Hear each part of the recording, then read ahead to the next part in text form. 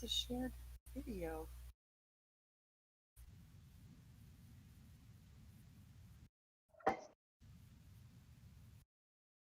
That okay, so Yeah, it's still got Atlantis with Ramon, but you're going to change that.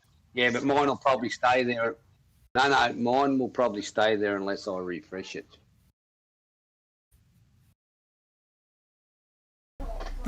They had a hard time seeing me, so we had to keep correcting. Can you just click on my name and send it to me in a PM because I don't. I got 4 viewers. I can do that. It's so hard for me to navigate. Bear with me, please. We're getting everybody. For some reason, I was streaming and no one could see me, so I had to stop it and start it again. Weird because. And I changed it to Velikovsky just so you know the difference.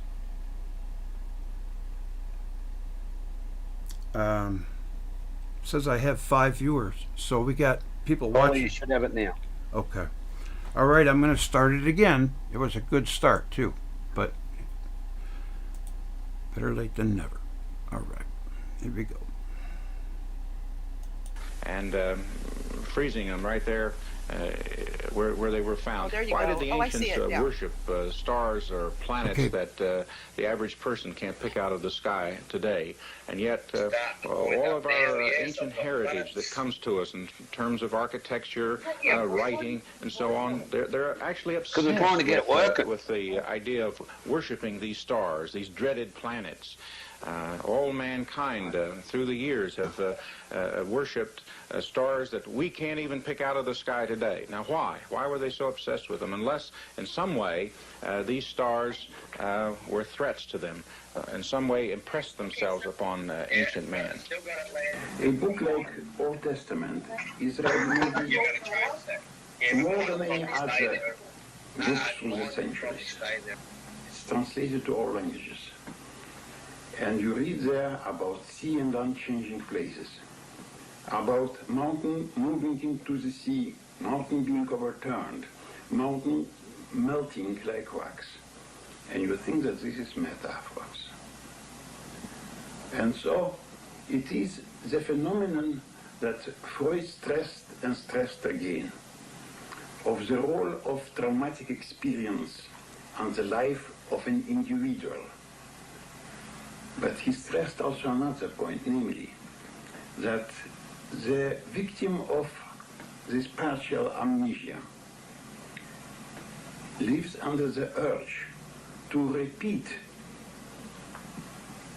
the traumatic experience, sometimes changing roles, making somebody else the victim. And mankind today, advanced enough in technology, produced thermonuclear weapons that could be like symbol or something representing the ancient, violent, celestial bodies that through fire and smoke disturbed the rotation of the earth. Now, if man is under the urge to repeat the ancient catastrophic events, the ancient trauma, are we not in a predicament? It is not a preaching to be better. It is a preaching to know yourself.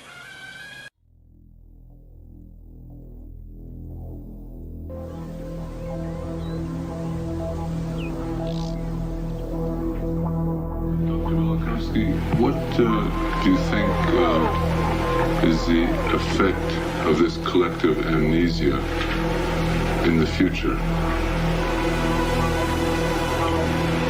The effect is very great, not only in the future, it was also in the past. Because as long as a man doesn't remember his past, he acts as a neurotic, a person who suffered a traumatic experience. Due to this traumatic experience, suffered also an amnesia, a local amnesia, so to say, not spread through all his personality, but in this case, in the human race, we have something that is comparable with a single personality that suffered its own.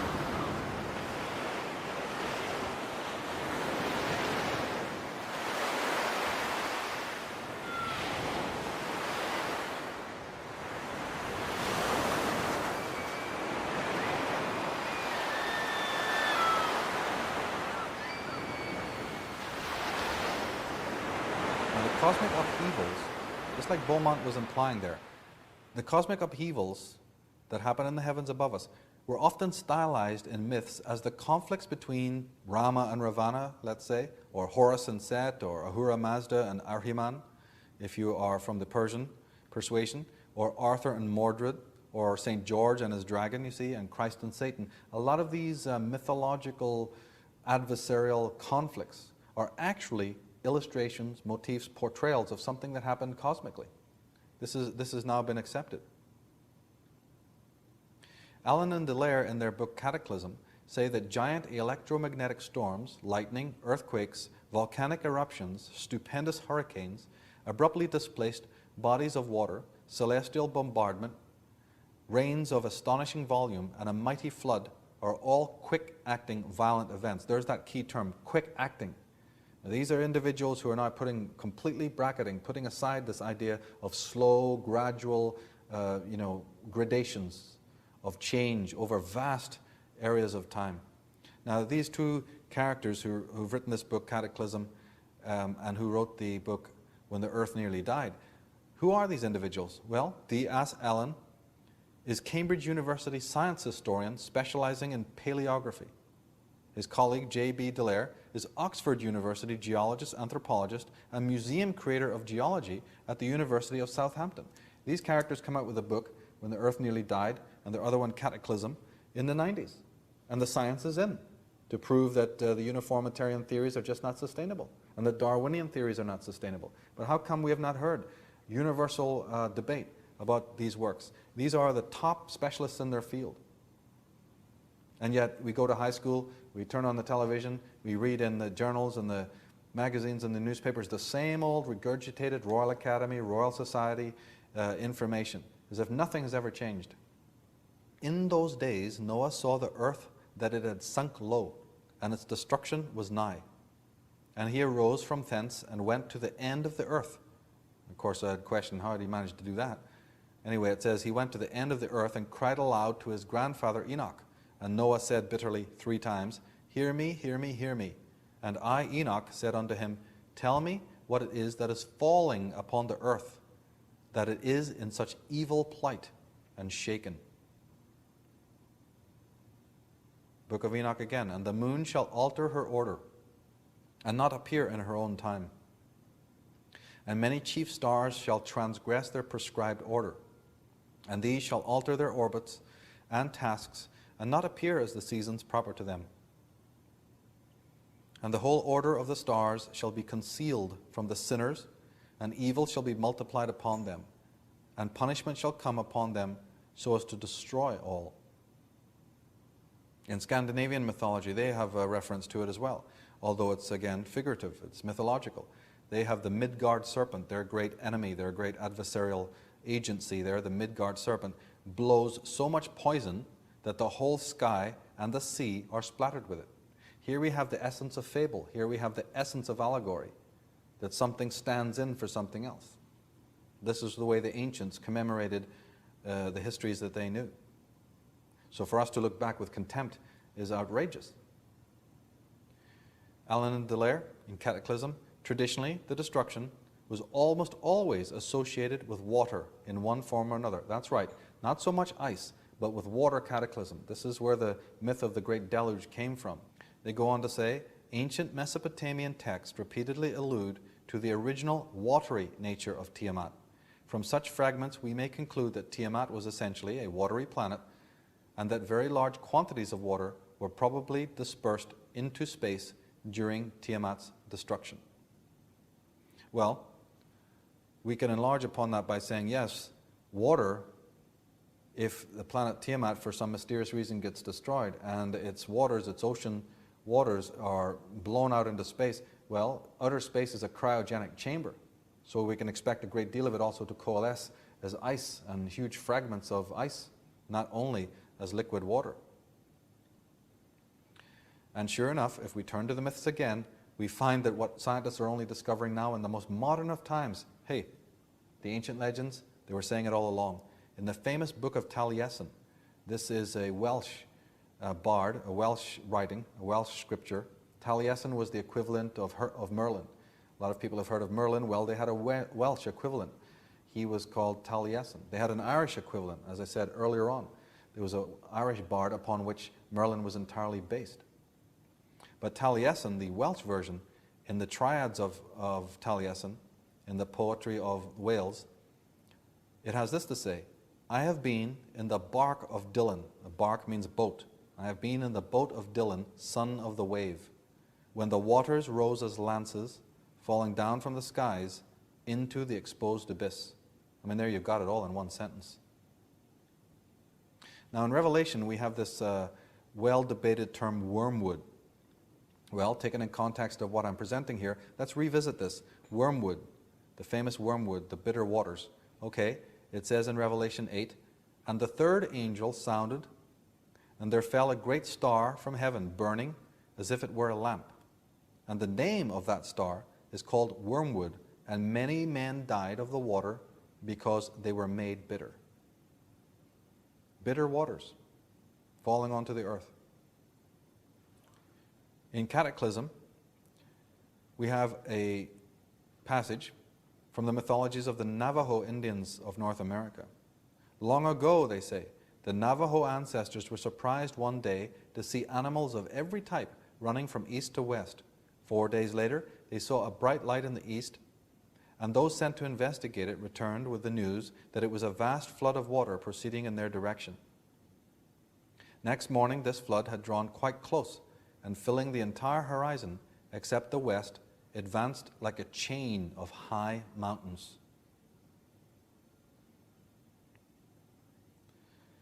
Numerous surviving accounts describe the waters advancing like a colossal wave, or wall of stupendous height and irresistible power. The relatively abrupt release of the waters, piled up by Kingu and Phaeton's combined gravitational influence, will have inevitably produced a deluge having precisely these characteristics. Now, Allen and Dallaire have hypothesized about Tiamat, but they're also more of the persuasion that it was a comet entering into our solar system by the name of Kingu that caused this. So again, it's up to you to do the research and discover which philosophy you believe. Was it an already existing planet in our solar system that destroyed? Or, as the Sumerians and Zecharia Sitchin and others are hypothesizing, was it the intervention of a cometary body that shook up our particular solar system? They go on to say the Zend Avesta, this is a very famous book in Persia. The Zend Avesta mentions that when Tisthria assaulted Earth, it sent tremendous rains in which the drops were the size of saucers or of a man's head and were sometimes boiling hot. Now in the Norse Edda, during Odin, his battle with the Fenris wolf, the upper heaven is alleged to have been shattered, its wreckage plummeting to earth as hail and huge blocks of ice. So I would challenge anyone to explain what this is. Now you can see why so much of ancient mythology was just shunted to one side. Now you can understand why the marginalization campaign took place, because you simply can't explain it. Or at least you can't explain it with the tools that we've been given by the orthodox, by the official. Edmund Halley was the first modern scientist to account for the deluge by polar displacement. When he first argued his case before the Royal Society of London in 1692, the revelation was so startling that his paper was not published until 30 years after. Sounds familiar?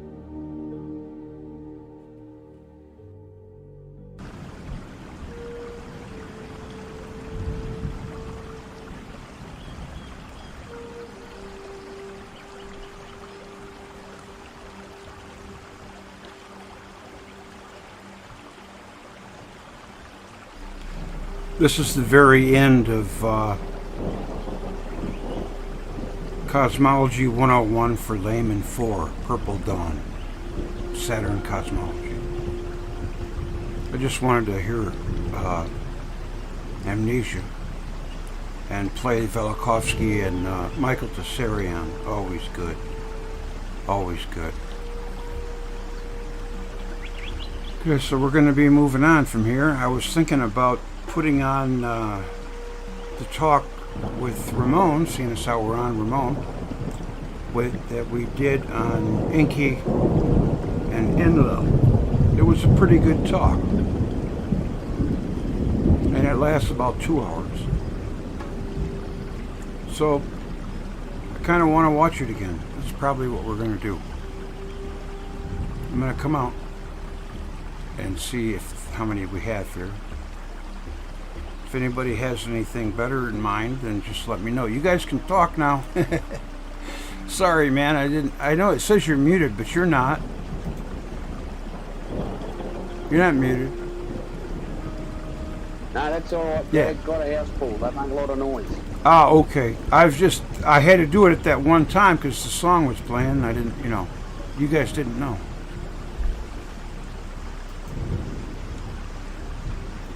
Paula, you there?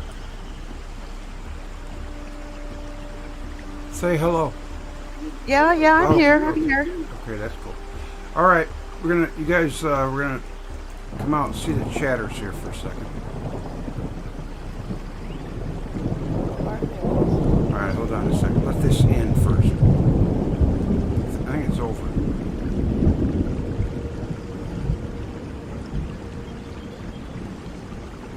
Yeah, just start up the next thing, right? So we don't have to leave the room.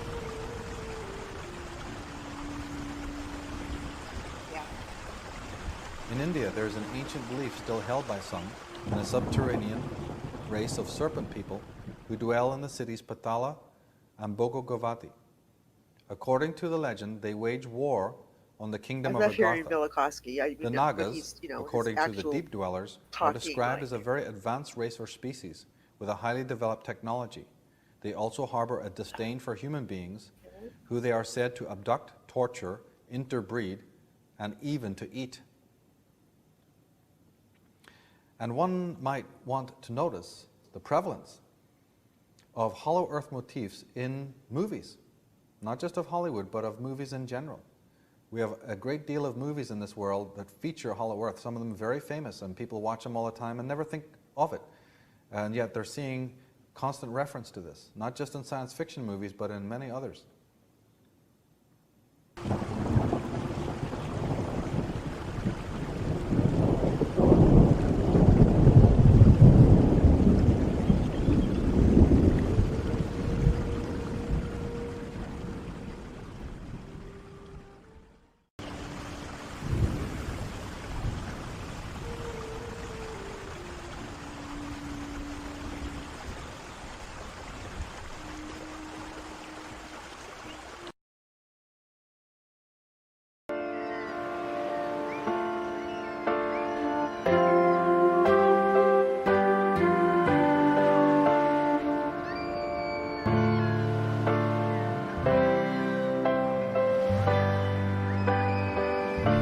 Okay, we're going to listen to a little bit of the last talk I had with Ramon before this.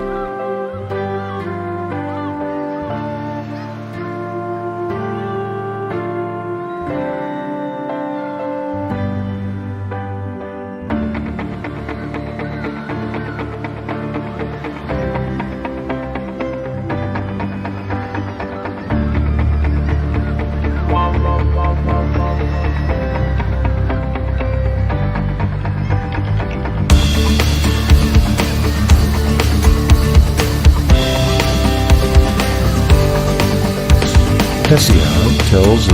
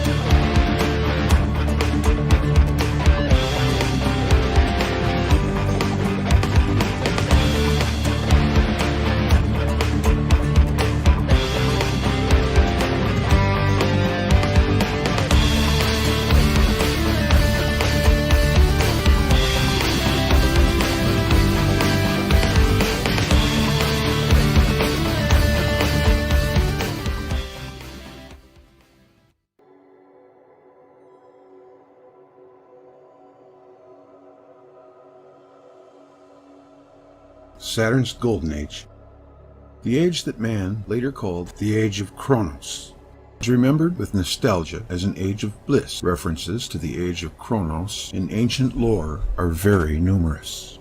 Hesiod tells of a golden race of mortal men who lived in the time of Kronos when he was reigning in heaven, and they lived like gods, without sorrow of heart, remote and free from toil. Miserable age rested not on them. The fruitful earth unforced bare them fruit abundantly, and without stint. They dwelt in ease and peace upon their lands, with many good things. Similarly, writes Ovid in the 6th book of his Metamorphoses, in the beginning was the golden age, when men of their own accord, without threat of punishment, without laws, maintained good faith, and did what was right. The earth itself, without compulsion, untouched by the hoe, unfurrowed by any share, produced all things spontaneously. It was a season of everlasting spring. Rabbinical sources recount that men lived under very favorable conditions before the deluge, and that these contributed to their sinfulness. They knew neither toil nor care, and as a consequence of their extraordinary prosperity, they grew insolent. The dominance of Saturn at some remote period in the history of life of the peoples on Earth was of such pronounced and all-pervading character that the question arises whether the adventures of the planet going through many exploits could by itself be the full cause of the worship of the planet and the naming of the Golden Age, the age of Kronos, Saturn. Saturn exploded and caused the Earth to go through the greatest of its historical catastrophes, and this was completely sufficient to make of Saturn the supreme deity. But it appears that the age of Saturn is a name for the epoch before the deluge. After the deluge, Saturn, dismembered, almost ceased to exist as a planetary body, and when at length it was reconstituted, it was fettered by rings, and was far from being the dominant celestial body that would behoove it as the supreme deity of the epoch. The age of Kronos is so glorious an age that it is hardly thinkable to connect it with the period after the deluge. The wailing for Adonis, Tammuz of the Babylonians, or Osiris of the Egyptians, deplored the end of its dominance, not the beginning of it. Then why was Saturn the supreme deity by whose name the great and glorious age before the deluge was named? Because it removed Uranus from its role of chief deity, and to the onlookers on Earth emasculated him. If the distances between the Earth and Saturn and Uranus were then what they are now, then such occurrences could scarcely be observable. Uranus is only faintly visible in the night sky over Mesopotamia in a most translucent night. Saturn is clearly visible, but is not, for an unaided eye, a spectacle in the sky. It was more voluminous and more luminous before the deluge, but if it moved on an orbit not too different from the present one, and Earth were moving approximately in the same quarters where it moves today, then the surprise still persists as how a body on a 30-year-long orbit could make the inhabitants of the Earth on its 1-year-long orbit regard it as the supreme of all celestial bodies in the sky. The appellative sun employed for Saturn could be explained by its unusual brightness when it exploded as a nova for a short time, actually for 7 days before the beginning of the deluge on Earth, assuming the length of the day in those times to have been not too dissimilar from its present value, the velocity of the moving masses being in the order of 100 kilometers a second, or 8,600,000 kilometers in a 24-hour period, and the Earth and Saturn being on the closest points of their reciprocal orbits, or in conjunction, which is another surmise. In 7 days, a distance of circa 60 million kilometers would be covered. On present orbits, the distance between Saturn and Earth varies from 1,279 million kilometers at superior conjunction and 1,578 million kilometers at opposition. The lesser of these distances is circa 21 times greater than that above calculated. This means also that unless the velocity of the ejected water was an order of magnitude greater than 100 kilometers per second, The distance between Saturn and Earth must have been substantially smaller than it is at present. I have rather arbitrarily selected a figure of 100 kilometers a second for the motion of the exploded material. Today, the escape velocity, or the speed required for a projectile on the surface of Saturn to leave the gravitational attraction of the planet, is but 35 kilometers a second. For Jupiter, the escape velocity is 59 kilometers a second. Assuming that Saturn was a mass equal to that of Jupiter, the same figure would apply to it too. With 100 kilometers a second, we have almost double the velocity of escape.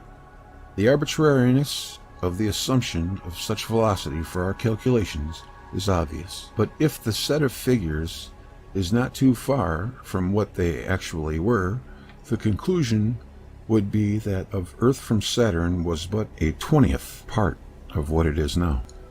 This would permit us to speculate whether Earth could, at some early period, have been a satellite of Saturn. The distance, 60 million kilometers, is commensurate with the distance of Mercury from the Sun, or 58 million kilometers. Jupiter's satellites revolve at distances up to 24 million kilometers from the primary.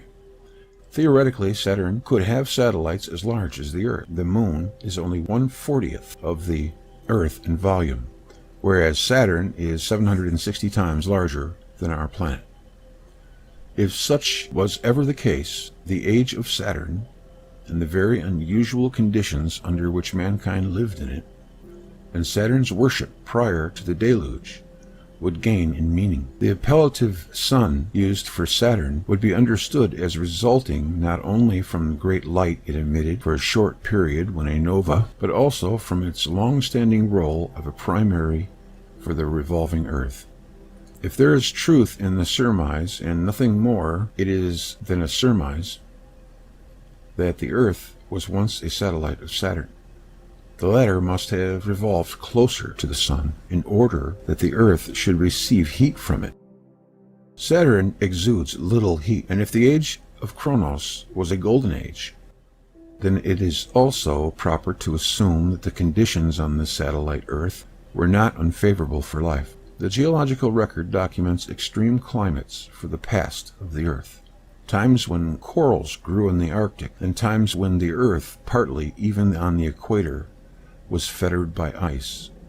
Such climates require definitely abnormal conditions that could be created only by varying positions of our planet as an astronomical body. Therefore, surmises as made in this section are not in conflict with geological and paleoclimatological records. Yet it is not what could have taken place, but what took place, or the historical record that is the proper goal for inquest. In the absence of direct indications, we may only deal with the problem of the Earth as a satellite of Saturn as a hypothetical construction, requiring further elucidation. It is assumed by modern astronomy that the ninth planet, Pluto, was once a satellite of Neptune, which, having collided with Triton, another satellite of the planet, was thrown out of the ring and became an independent planet.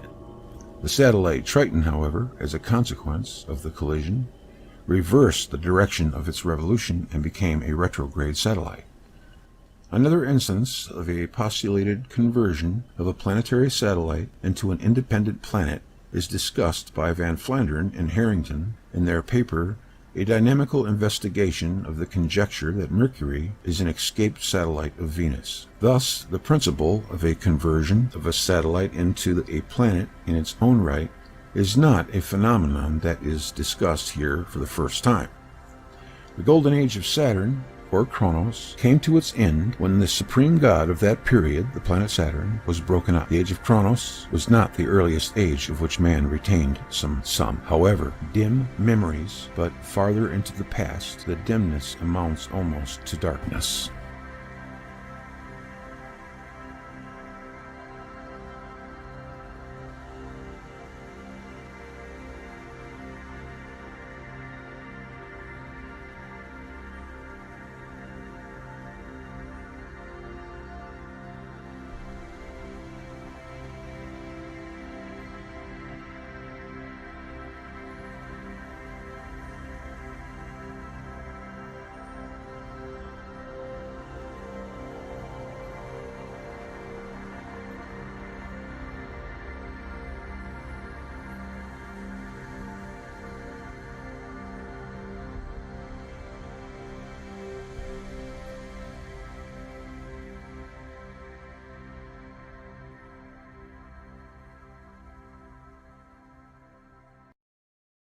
recently that the merits of the scientific issue do not alter the deplorable treatment Dr. Velikovsky's ideas received from the profession.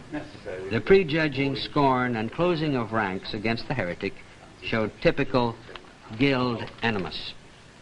In recent years, however, evidence collected during the geophysical year and by several space probes has tended to verify several of Velikovsky's predictions. For instance, he had said in the face of strong disagreement that because of her recent birth, Venus is extremely hot, a view subsequently borne out by observations of Mariner 2. He was accused of inventing an interplanetary magnetic field, but one has been detected since then by Pioneer 5. He claimed in 1950 that the ancient civilizations of Central America were much older than believed. Recently, this view, too, has been proved by radiocarbon dating. All in all, a score of Dr. Velikovsky's predictions have been verified, and the opposition within the scientific community has abated. New voices are being heard.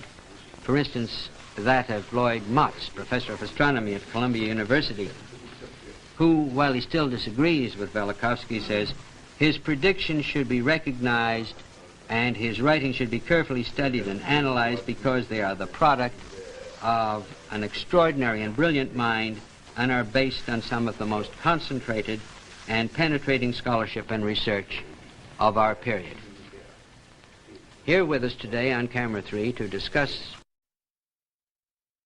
his theories with Dr. Velikovsky in his first television appearance is Eric Larrabee, an editor and writer whose articles about Dr. Velikovsky were the earliest attempts to make him familiar to a wider audience, and whose latest piece in Harper's Magazine has directed attention to a re-examination of the Velikovsky theories. Dr. Velikovsky, it's almost 15 years now since you first published Worlds in Collision, and in the years since you've published 3 other books, Volume 1 of Ages and Chaos, Earth in Upheaval, Oedipus and Akhenaton. And during this period there has been the curious paradox that although the scientific academic community hasn't by any means accepted what you have to say, that fortune has smiled on you in many respects, in the sense that science itself, point by point, has gone somewhat more in your direction. And also recently that one observes the phenomenon of the younger generation in the colleges and universities being more receptive to new ideas than the older. I was reminded of a quote of Max Planck's, which you know as well, that new ideas in science don't actually become accepted. What happens is that the proponents of the older ideas die off and are replaced. When you look at some of the things that have happened, some of the ways in which science has come your way, so to speak, and this much larger interest, much greater willingness to talk about your ideas in the colleges, how do you feel looking back on it? Which of the developments jump out to you the most? I remember you saying once that you had never dreamed, when you first were thinking what you should write about the planet Venus, that in your lifetime you would see something like the space probe Mariner, which successfully went within 20,000 miles of that faraway planet. I know that stands out to you as one of the events of this time. What in particular led you to be so concerned with what Mariner would find on Venus, with in particular the question of Venus's heat, if I may well, say you so? know, Mr. Larrabee, that Venus is persona dramatis of my first book. In that book, I claim that there were terrestrial catastrophes caused by extraterrestrial agents in prehistoric and also historical times. And I tried to identify the agent. Well, Venus, the story of Venus as a protoplanet, occupies large part of the book. However, in the beginning of the book, for about 150 pages, I describe the events that were observed and left memory of them in so many historical and also folkloristic documents of all civilizations of the records. Yes, and records. Now you understand well that I had no personal means to send a marine probe.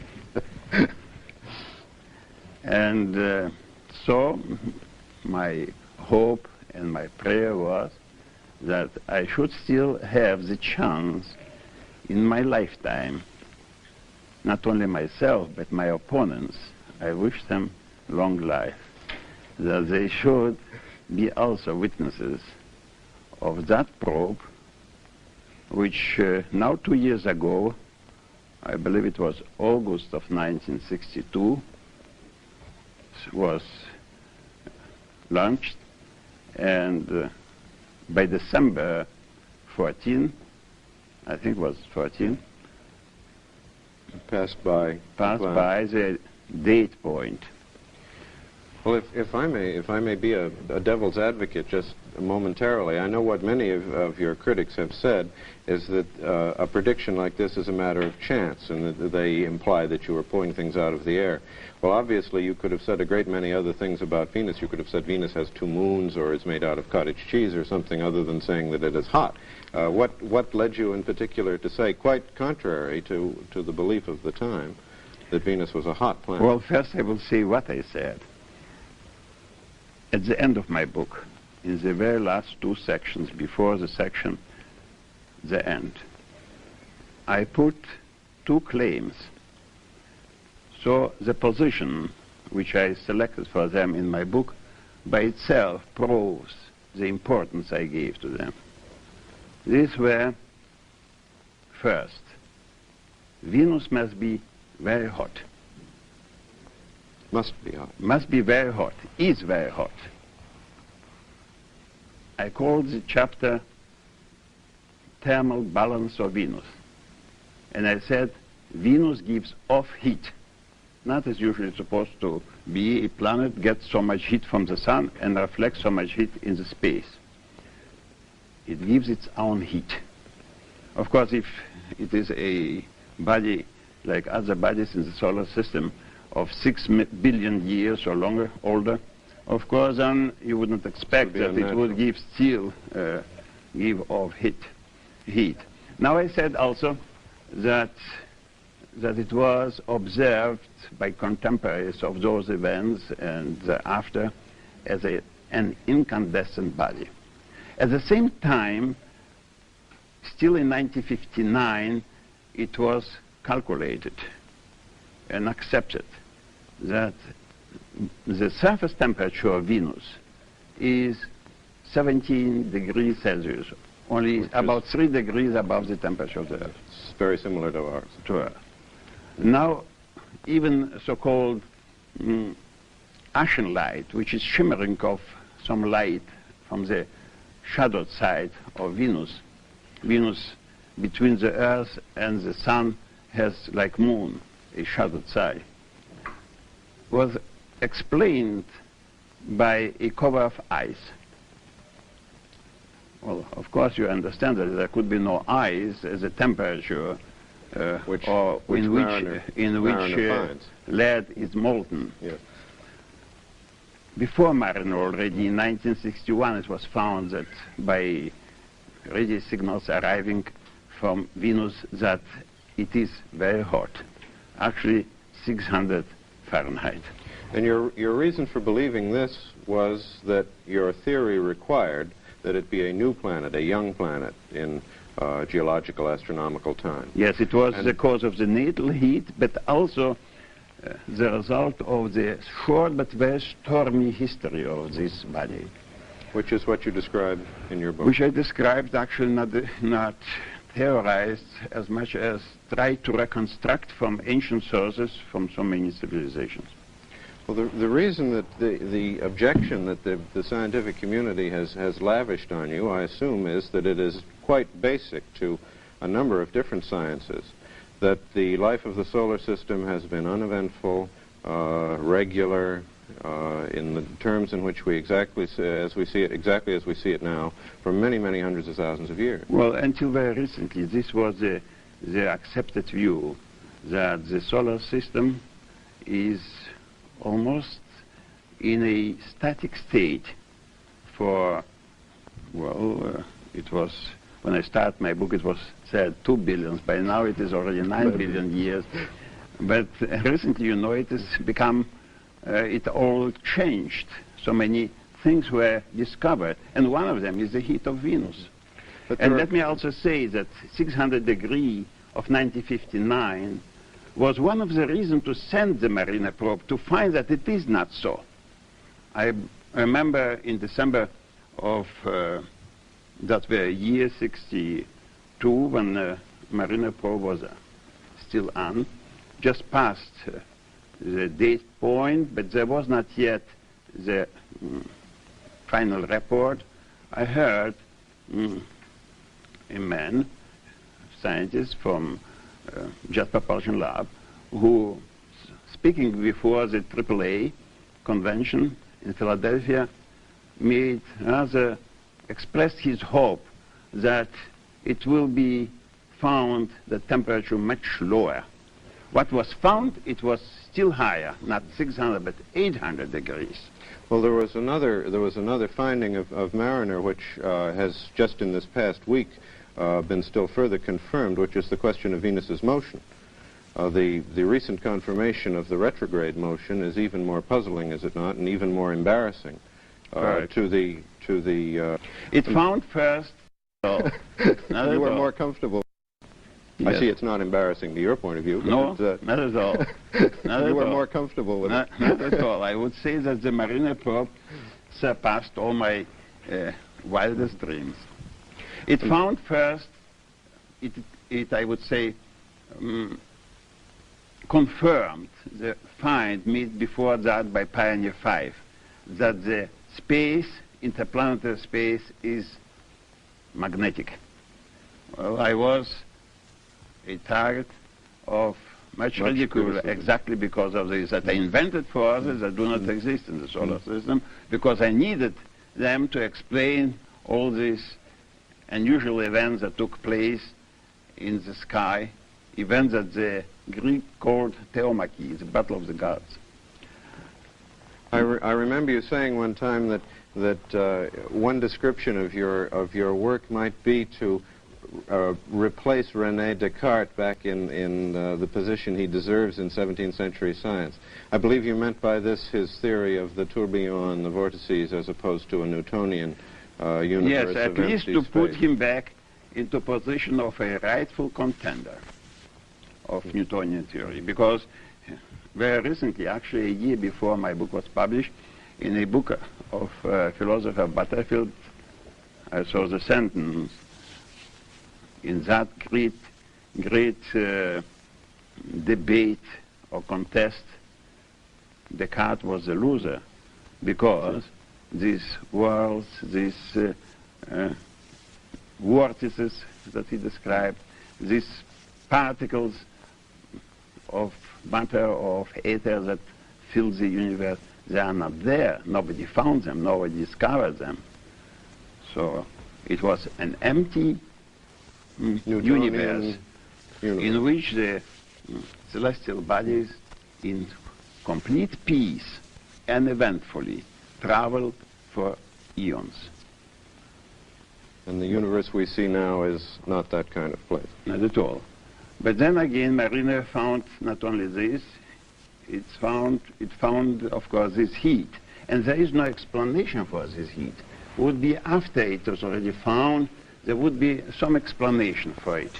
The best it was done by Kuiper on assumptions that there is water vapors and carbon dioxide when it was thought 600.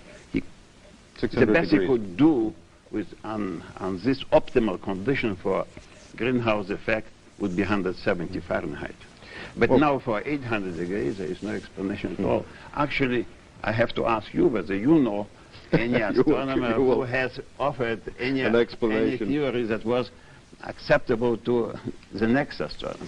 I think part of their reaction, again, if I may be the devil's advocate, is that the astronomers, although they may not have explanations for the puzzles that you forcefully put to their attention, the astronomers object, at least many of them objected at the time, because they thought evidence was being brought to their field from, to their minds, extraneous fields such as history, archaeology, and the like. They have not been willing, at least in recent time, to accept that sort of evidence as binding on questions of astronomy. I wonder sometimes when you think that your first book was the one largely given over to this question of the human record, what men said happened, and this involved a use of the past human material in an unusual, surprising way. Evidence first. If you had talked first about geology, if you had published Earth in Upheaval, which has a completely different kind of evidence in it, do you think they would have been more receptive? I would not know. Many people affirm this, that would have I started with geological and paleontological evidence, I would have probably not met the same stormy opposition. But, and I understand, of course, that for astronomer to change his basic views on what he believes are mythology, but change his basic views on what he believes are mythology, old wife tales, biblical story. You know, the Bible is a book that we are asked to swear on it, but we are asked also not to believe into it. And at least, well, you know, of course, that I am not a fundamentalist and didn't try in any way to prove the Bible right. But on the other hand, it happened to me to go even further than fundamentalists go, because when the Bible, and actually in so many places, in Psalms, in prophets, in Mosaic books, spoken about mountains that melt like wax, that the sea erupt, and other things, that the fundamentalists would believe that these are metaphors.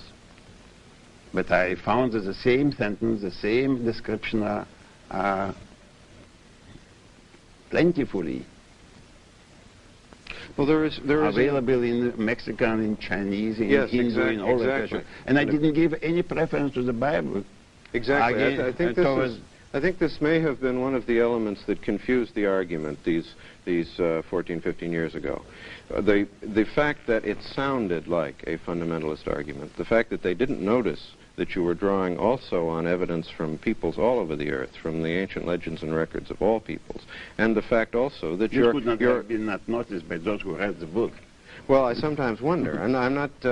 When you see some of the things that have been said about the book, you are sometimes led to doubt that they should have been read very carefully. Objectors who thought that they can gain by this the sympathy of religious people accuse me that I gave the same valence to biblical description as to some mythology or some legend, folklore of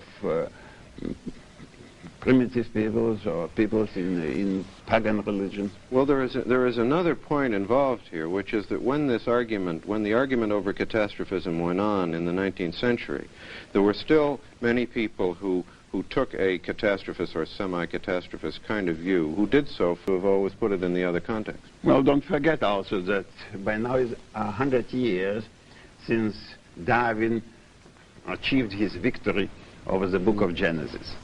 Now it is a little bit difficult to go back and to say, well, the story is not exactly so.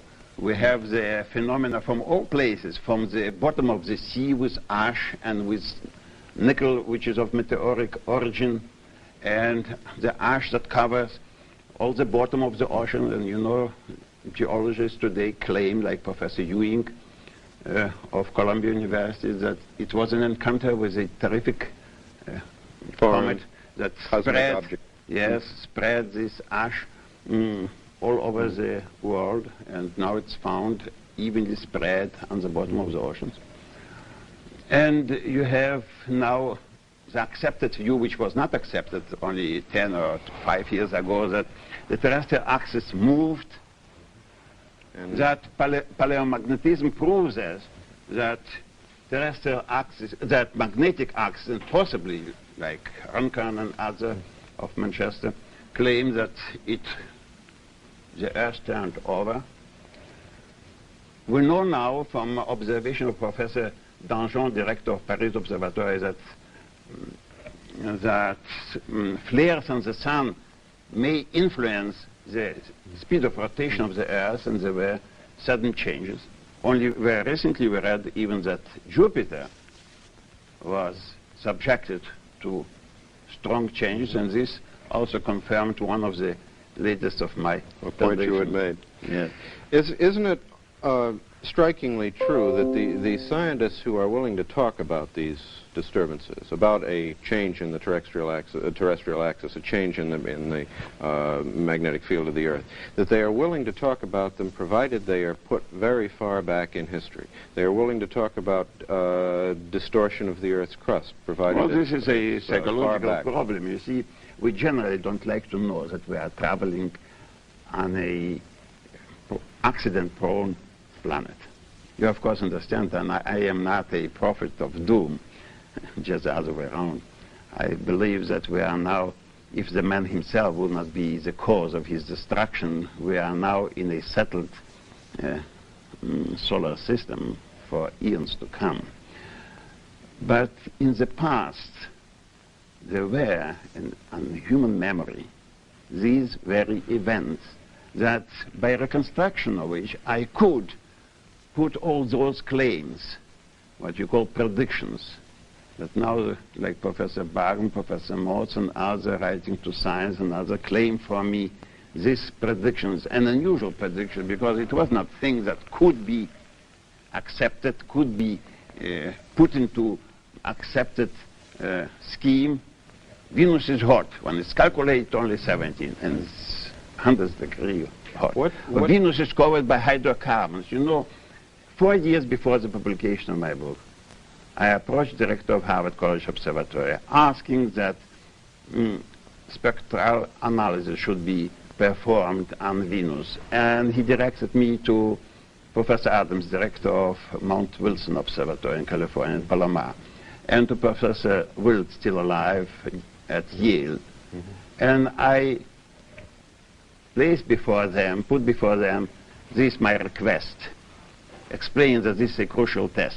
And understand, please, Venus is the last link in the theory. If there were catastrophes, and in historical times, and caused by extraterrestrial agent, and the agent was a protoplanet, Venus, and now I can say what Venus is like, that it is hot, that it is wrapped in a envelope of hydrocarbons. This I claimed on the basis of the historical record.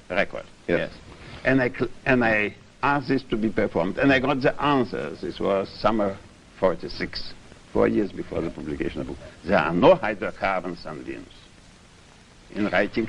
And I was so firm in my belief that I did not blunder in the interpretation of historical sources that I put in my book. There must be an envelope of hydrocarbons.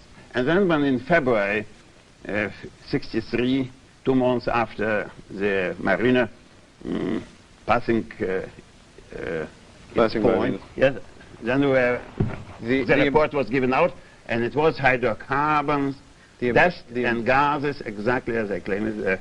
The embarrassment here for science is that you are seeking to unearth a natural fact by way of the humanistic evidence, which is to say you're bringing together a synthesis of different kinds of knowledge. But let me say this also is an argument. Let me ask you, what is the principle of uniformity? What does he say? Principle of uniformity on which is based the theory of evolution of Darwin. Our modern scientific thought is built on principle of uniformity, which crumbles by today. And what does it mean, this principle? Does it mean really that things that we do not observe today could not have happened years ago? What does it mean today? Today is this day in August? But if you believe it is not. If we don't see today a comet, do not exist comets. If we do not see since decades with an added eye that any nova, there are no novas. That's exactly. So where should Camera 3 has appeared today at the endless fascination.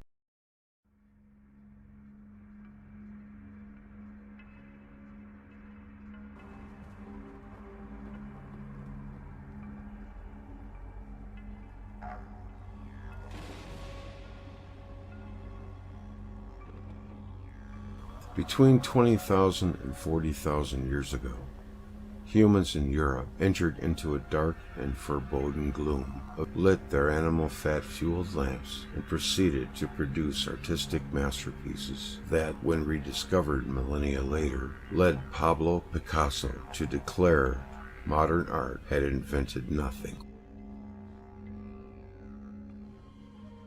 The subterranean gloom encountered by these early artists was nothing substantially different from their everyday existence on the surface above.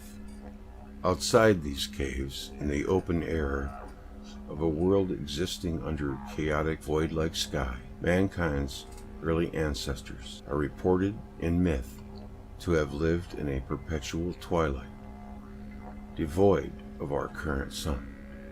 Their world, according to many ancient creation accounts, was permeated by a dull glow that provided barely enough light in which to read your average Paleolithic newspaper.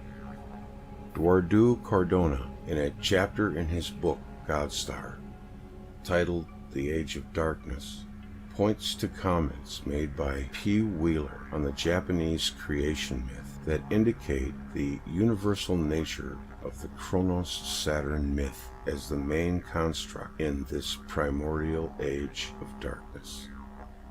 In the earliest legend with which the recital opens, one recognizes the primal myth, the development from a primordial darkness of chaos. This is the Kronos legend in its 1,000 forms, the father of all mythologies, upon which so many peoples have constructed their cosmogonies, while also providing many direct quotes from various world creation myths, including Jewish literature. Cardona cites H. Osborne, whose work on South American mythology also recognized this primeval age of darkness theme.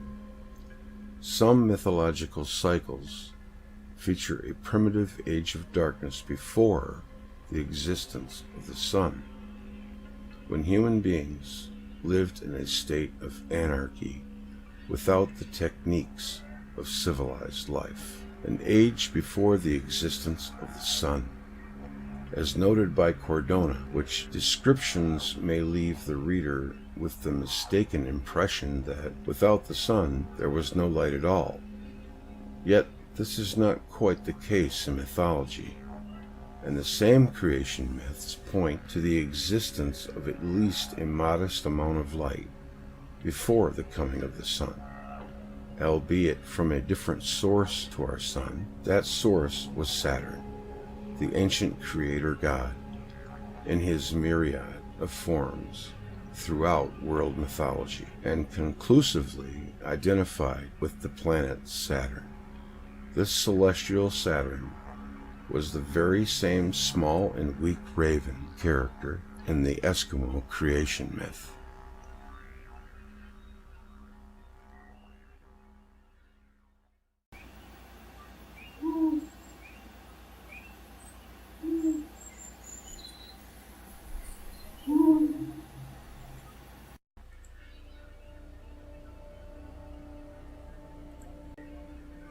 The light of our current sun, as a rule, is not essential to life. Microbial life can exist in a sunless environment, as can species of deep sea life.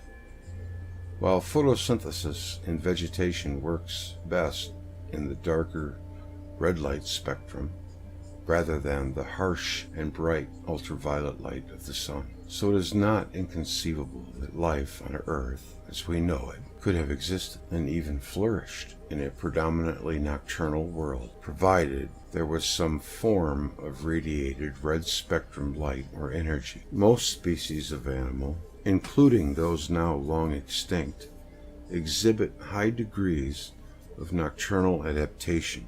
Of all the higher creatures currently inhabiting the Earth, human beings are probably the least adapted to a nocturnal environment. Yet traditional mythologies remember a time of darkness stretching out into an unknown antiquity, a time in which the god Saturn, in all his manifestations, was small and weak, a mere shadow of the creative force he was destined to become. As mankind's first remembered source of light, long before the coming of the sun, Saturn is said to have cast its pale light on a world without seasons and devoid of any means for humans to calculate time. Locked in a stationary post that is reported in mythology to have been at the northern celestial realms, the primordial Saturn seemingly drifted aimlessly through the skies on a chaotic heavenly milieu resembling the ebb and flow of a dark ocean. In this state of affairs that is referred to in the opening verses of Genesis, when darkness was upon the face of the deep, and the Spirit of God moved upon the face of the waters. Our conclusion here is that Saturn's primordial source of a dim, timeless light was a duly glowing sub-brown dwarf star, of which Earth was one of its primary and original satellites, and the Earth was nestled close enough to its original host star to have been enveloped in Saturn's opaque and warming plasma sheath. For humans alive on Earth at this time, there would have been no reference to the greater cosmos, and therefore no reference to any moving celestial object with which they could have marked the passage of time.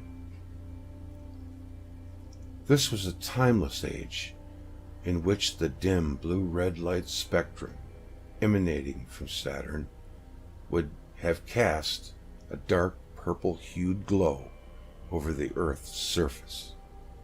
This, then, was mankind's purple dawn of creation.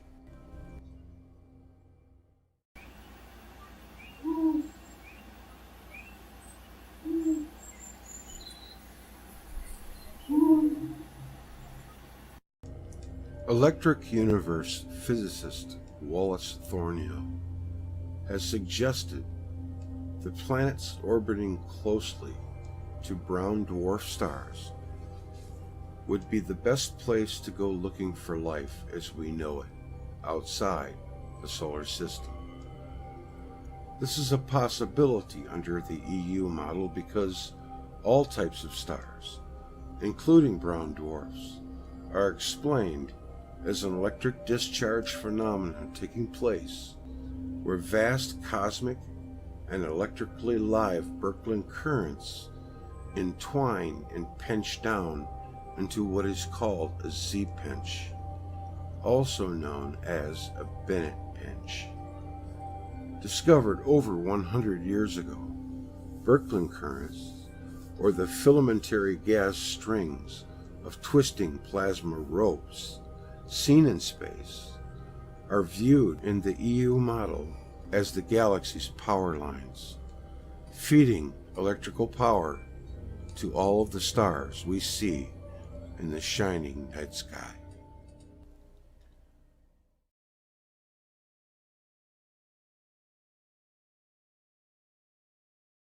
All right, I just wanted to play a little bit of that one. It kind of bled right in there, but I just let it go. I'm gonna just need a couple seconds here. I'm gonna come and see you.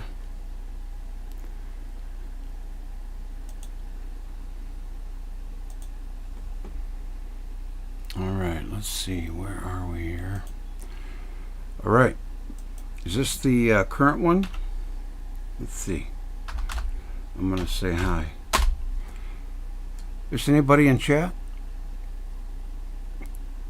We got Roy Rush, Get Some, Nature Girl, Renegade,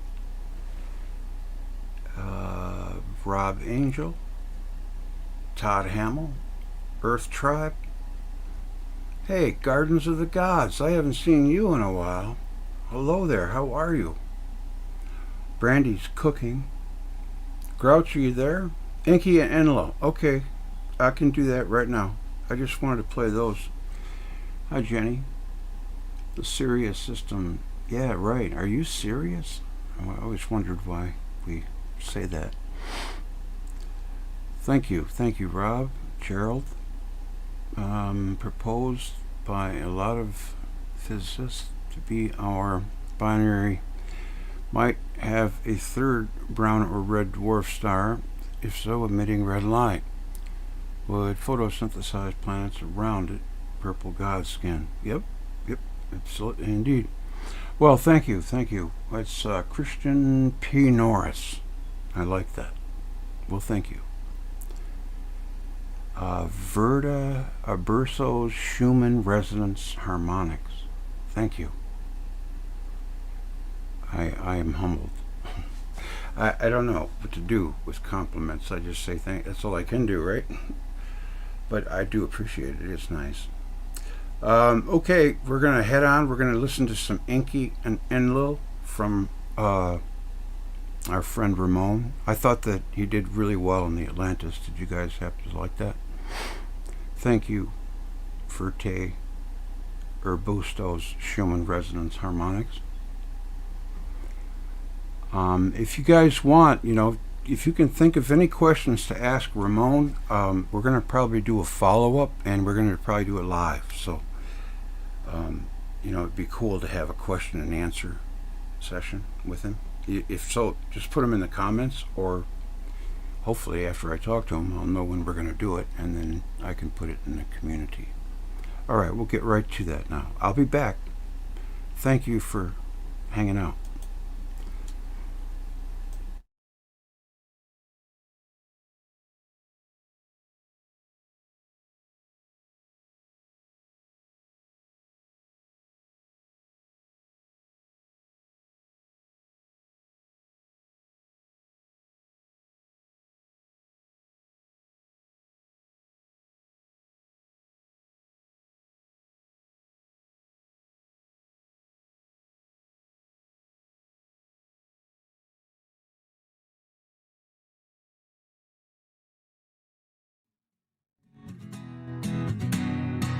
Well, the night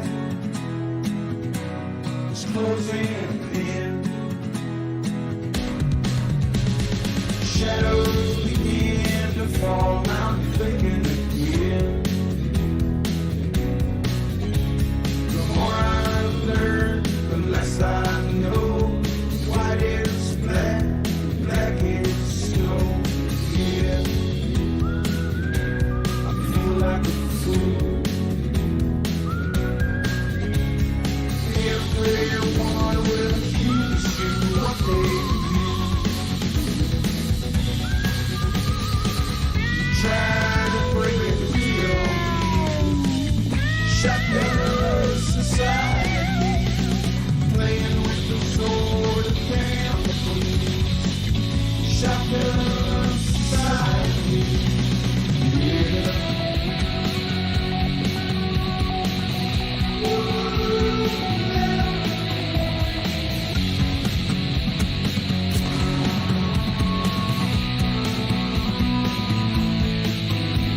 Destroy you with a smile. They're all batshit crazy all the while. With a single hand clapping, there's always two sides to hear. Behind your back snapping, manipulated with crocodile tears. Insanity of normalcy, shotgun society, playing with the sword of families. Shotgun society, yeah.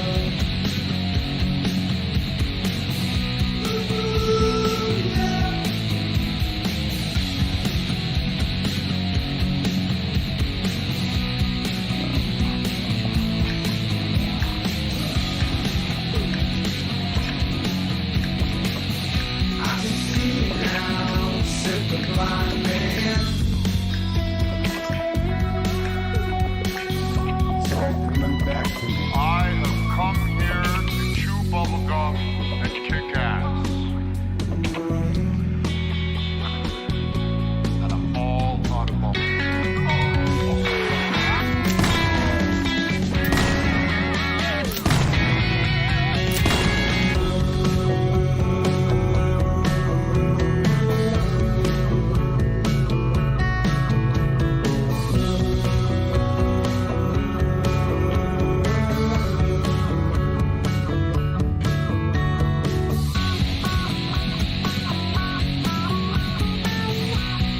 When you have to shoot, don't talk.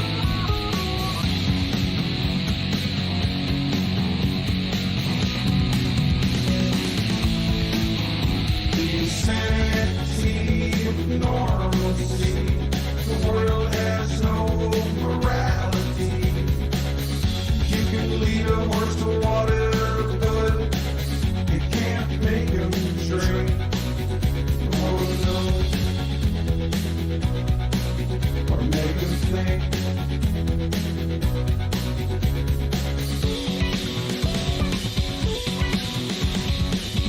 Shotgun society.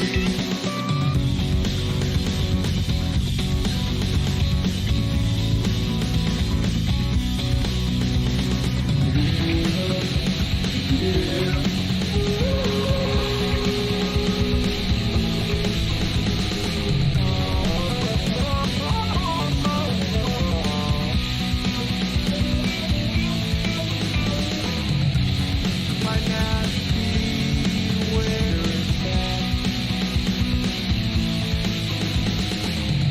When you pull the dagger from your back. Yeah. And that's that.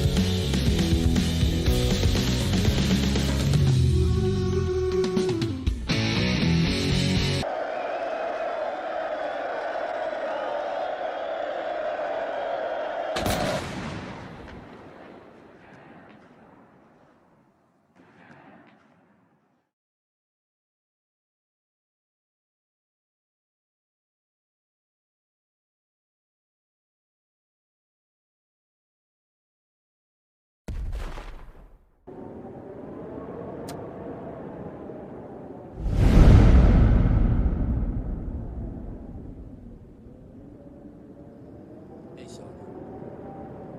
Do you know who's in command here? Yeah.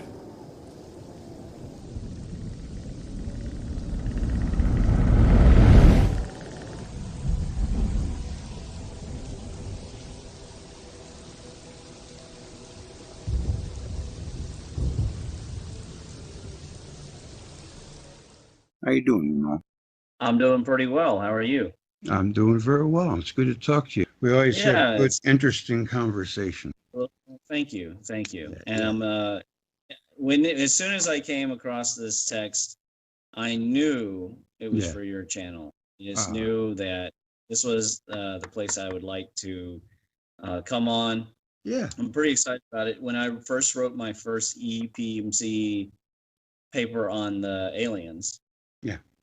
I compared plasma electromagnetic cosmology with the ancient architects, and I admitted I was not able to disregard that hypothesis as much as I'm reluctant to say hypothesis. And that's not to say I don't believe in any aliens at all. It's just that the Sitchin stuff is so compelling, and yet it's not a scientific hypothesis. And so, of course, I desired to rectify the two between, Talbot Thornhill type material and Sitchin. I wanted to reconcile them. I had started a research group on Facebook a couple years ago to look into all the different evidences. And I admitted I couldn't. Today I can announce finally our community, we can put it to bed. Okay, we can put this. So it does not get rid of UFOs. It just gets rid of Enlil. Right. Okay. Oh well, Now I'm this interested. Yeah, let's check into it. Let's get into it. This text, Inky and the World Order, is a primary source text, and it's going to help us. So I think you could just hit the space bar or something like that. Mhm. It's an ancient text translated by scholars, not Sitchin. It is a primary source, and we can consider this a witness level type text. Hit the left arrow, go back. Left arrow, go back. Okay. Yeah. It answers questions about potential identities of Nibiru or Nibiru, and if Venus was indeed cometary, and it defines the relationship of the two brothers very clearly, and it establishes Enlil's identity firmly as that of the Great Mountain. Okay, next. Okay. So these are what follows in white is the text. So when people see the white text, that is the text. So grandiloquent Lord of heaven and earth, self-reliant Father Inky, engendered by the bull, etc., cherished by Enlil, the Great Mountain. So right away, boom, right out of the gate, the Great Mountain is most definitely Enlil. Beloved by Holy On, nest tree planted in the Absu, rising over all the lands, great dragon who stands in Eridug. So now we know that Eridug has to be a place. Whose shadow covers the heaven and earth, grove of vines extending over the land, etc. More great descriptions of Inky. At the end, this is the important. Well, it does say the great mooring post of heaven and earth, which is the Absu. But then it says, Inky, from whom a single glance is enough to unsettle the heart of mountains. I think that there's the first reference to the thunderbolts in here. And then later on, it says, unvisited by man, you have fixed your gaze on the heart of the land like a halal reed. Now, unvisited by man jumped out to me. To me, it sounded very clearly like it was describing something in the sky that you could not jump to, that you could not get into a boat or onto even a spaceship or anything and get to it. That it was something that they could see, like the heavens, but it was not capable of being reached. Also, it establishes Inky as the fertility god. Okay. Why is that? Well, it goes on and on throughout this, explaining in more text that I haven't included, that everything that Inky does brings about the growth of animals and plants. And it makes this point throughout the entire text. And that's really, really, so this, if Inky is the fertility god, and we know that Saturn is the fertility god, then Inky must be Saturn. So that means that the Great Mountain cannot be Saturn. The Great Mountain must be Jupiter. Do you follow me? Yeah, but okay. I'll let you just get me there. Yeah. Okay. Now, when it says beloved by On, the key to remembering this is that On, in the research that I've been doing, is the dwarf star, not Saturn. And I love Dave Talbot's work, and I've cited it many times. However, Kronos is the star after it started to change. Yes. Okay. Well, if Kronos is okay, go ahead. I'm following you. We can call it Kronos if we like. Later, when the gas giant is castrated, it loses some of its moons. It becomes Hera. But in the beginning, it is Kronos, but it's not the original star like what we're talking about. Yeah, but wait a minute. Hera is Earth, right? I thought that was another name for Earth. Hera. Yeah, but when we talk about Heracles, talking about that Ares or Mars is the warrior of Hera, and it was something to be seen in the sky. Now, Shamash, I think, is a better name for this dwarf star, or Zervan. Maybe Mazda, but I prefer Shamash. I think that it's got a great ring to it. But it needs to be really clear to people that On is not merely the Aten, but it is the entire star. All right, so let's go into the fertility god here. All right. So next. yeah. So what the priest told Solon was that the Greeks were like children and that they had forgotten everything after the flood. Zeus is not the fertility god. Now, maybe he did toss stones over his shoulder, but he's not the fertility god. So counting the days and putting them up. Saturn, yeah. Yeah, exactly. Counting the days, putting the months in their house so as to complete the years and submit the completed years to the assembly for decision, taking decisions to regularize the days, so this is clearly establishing the orbits. Father Inky, you are king of the assembled people. You have only to open your mouth for everything to multiply and for plenty to be established. Enlil, the great mountain, has commissioned you to gladden the hearts of lords and rulers, wish them well. Inky, lord of prosperity, lord of wisdom, beloved of On, ornament of Eridug, who establishes commands and decisions, who well understands the decreeing of fates, you close up the days and make the months enter their houses. So Inky is Saturn after the split, after the change, because now time is existing. So Inky cannot be the dwarf star, cannot be Shamash. Inky must be Saturn. It establishes very clearly that the time in which we were with Saturn as our pole god, and this is where Talbot's work starts to take profundity, that's when time began. On was not merely the corona around it. It's not just a mere Aten that is going around it. It was a whole different star. Okay, next slide. I got one question about Enlil, the Great Mountain. Space bar yet? No, Next I was slide. going to ask you about Enlil, the Great Mountain, before I did. And that is, Sure. What is the Great Mountain? That this text does not answer. Well, hold on one second. Make sure that we're on. I want to. There might not be any background noise. Oh, okay. That's cool. Yeah. All right. Action. Okay. It says Enlil, the Great Mountain, but what exactly is the Great Mountain? You know, it's not clear. So we're still not exactly 100% clear what the step pyramid mountain thing is about yet. But I am going to go out on a limb and hypothesize that the Triforce image that is in our minds of the three triangles, the three pyramids that form a bigger one, that it is actually a shape that is formed by Saturn, Jupiter, and Neptune. And then this triangle at the center of which, or the peak of which, is actually Jupiter.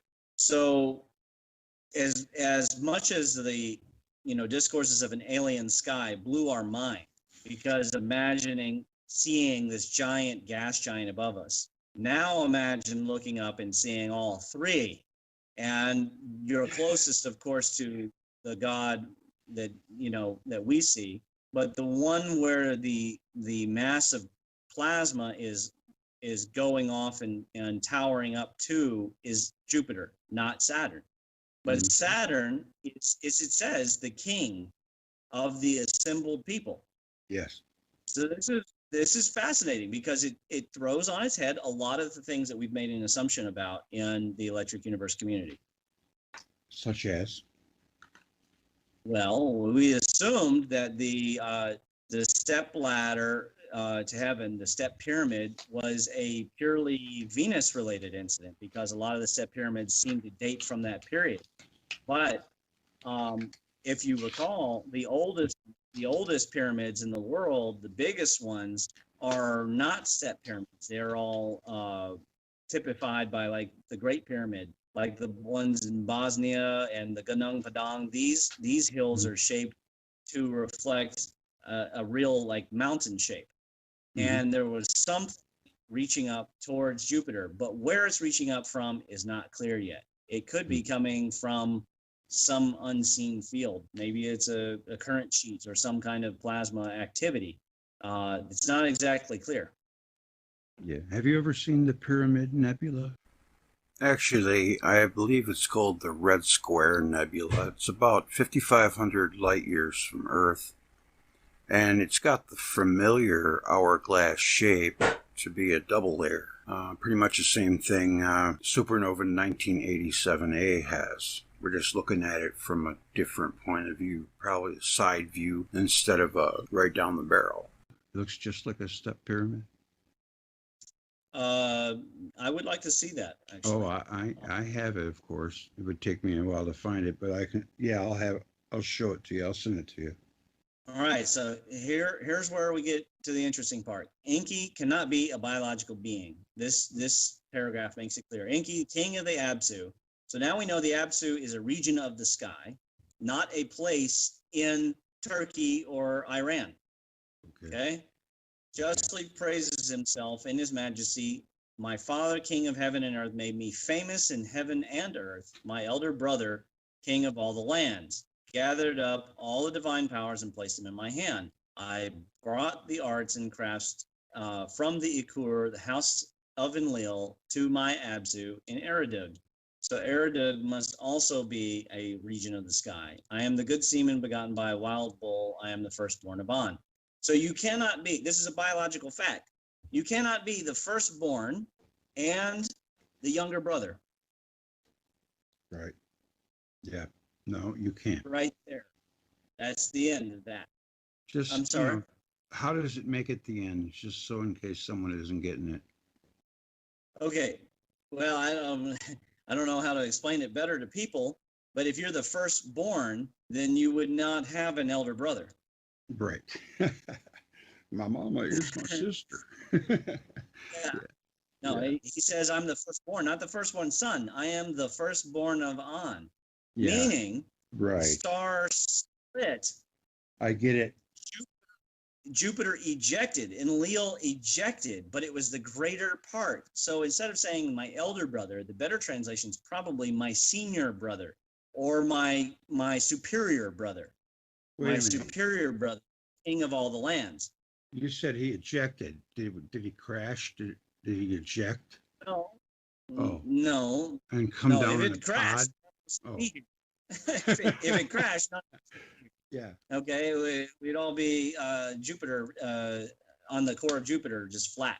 When the star split, the larger portion ejected away, and it appeared to us that Saturn was the firstborn of this splitting, and the first to congeal, and it was at our pole.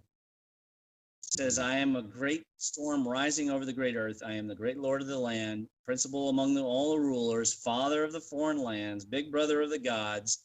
It says right there that Enlil's the elder brother, but he's the big brother of the gods. Bring prosperity, perfection, seal keeper of heaven and earth. I am the wisdom and understanding of the foreign lands, on king, on his dais, overseeing justice, with Enlil looking out over the lands. So there you go. So you could see Jupiter at the same time as Saturn. I decree good destinies. He has placed in my hands. So somehow the people understood that Jupiter had the greater of the power and then had given over some of that power to Inky.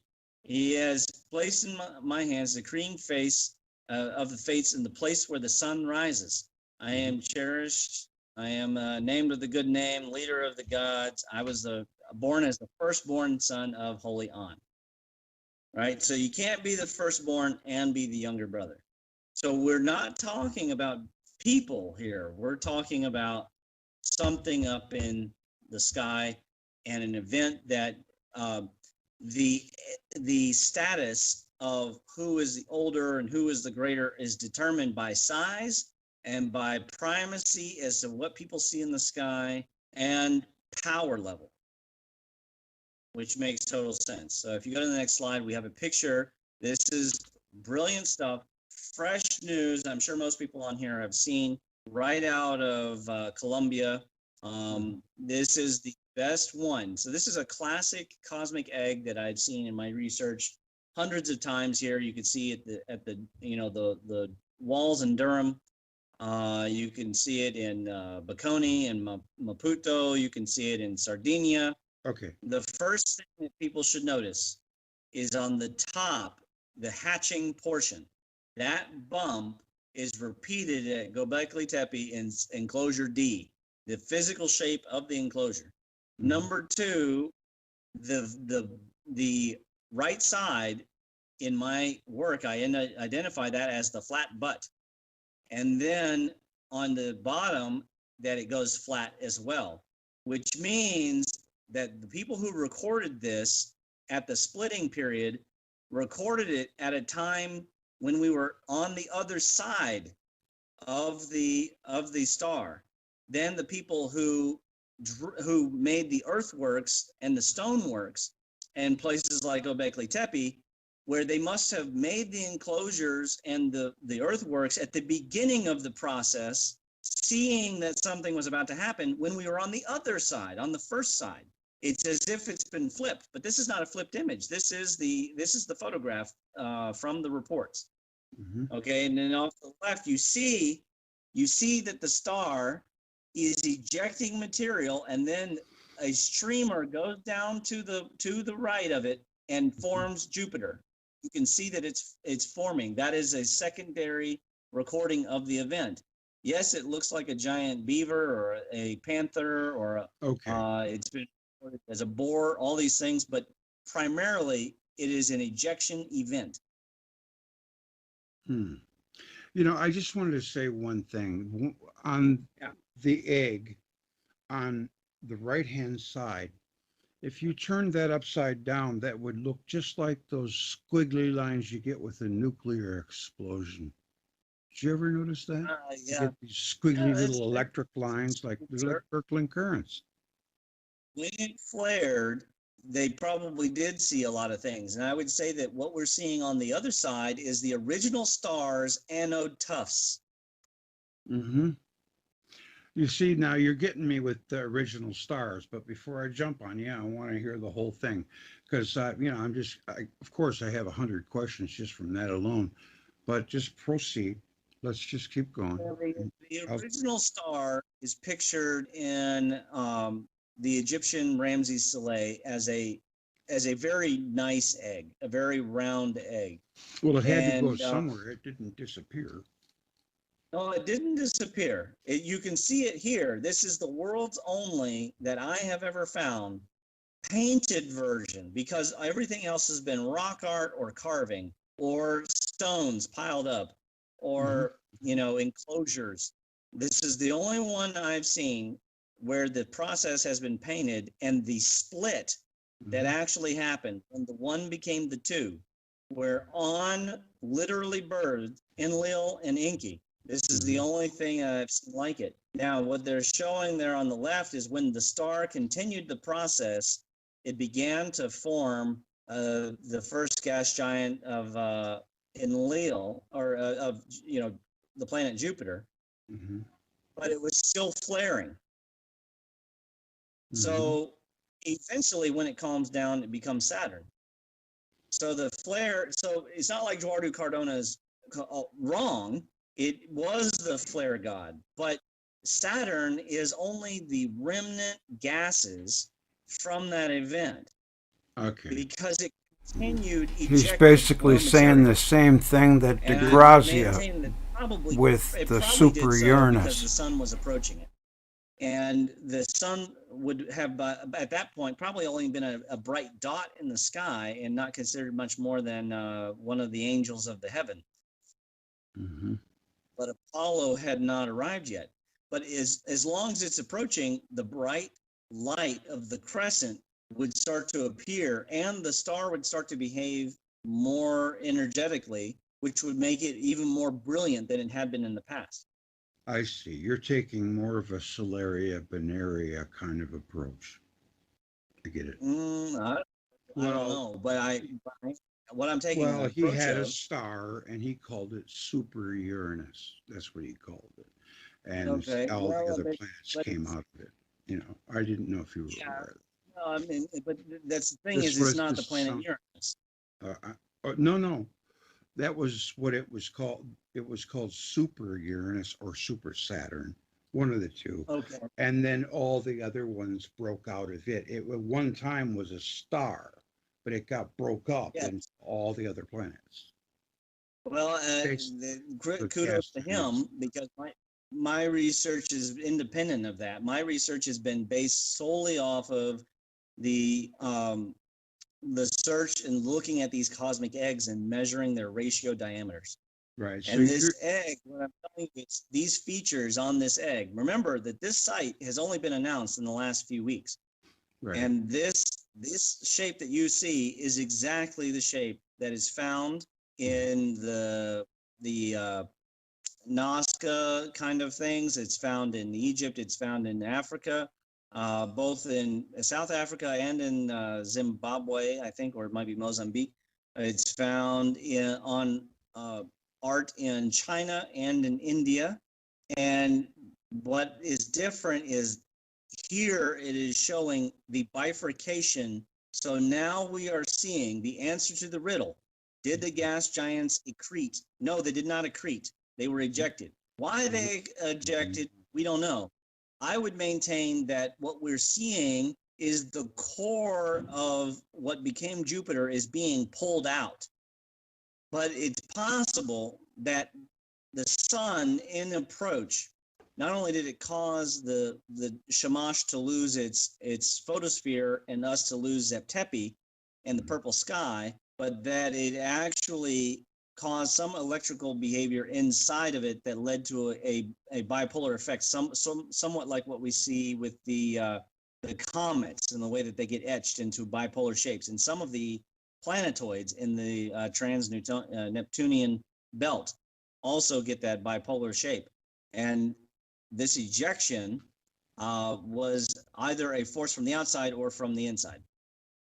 I see. Yeah.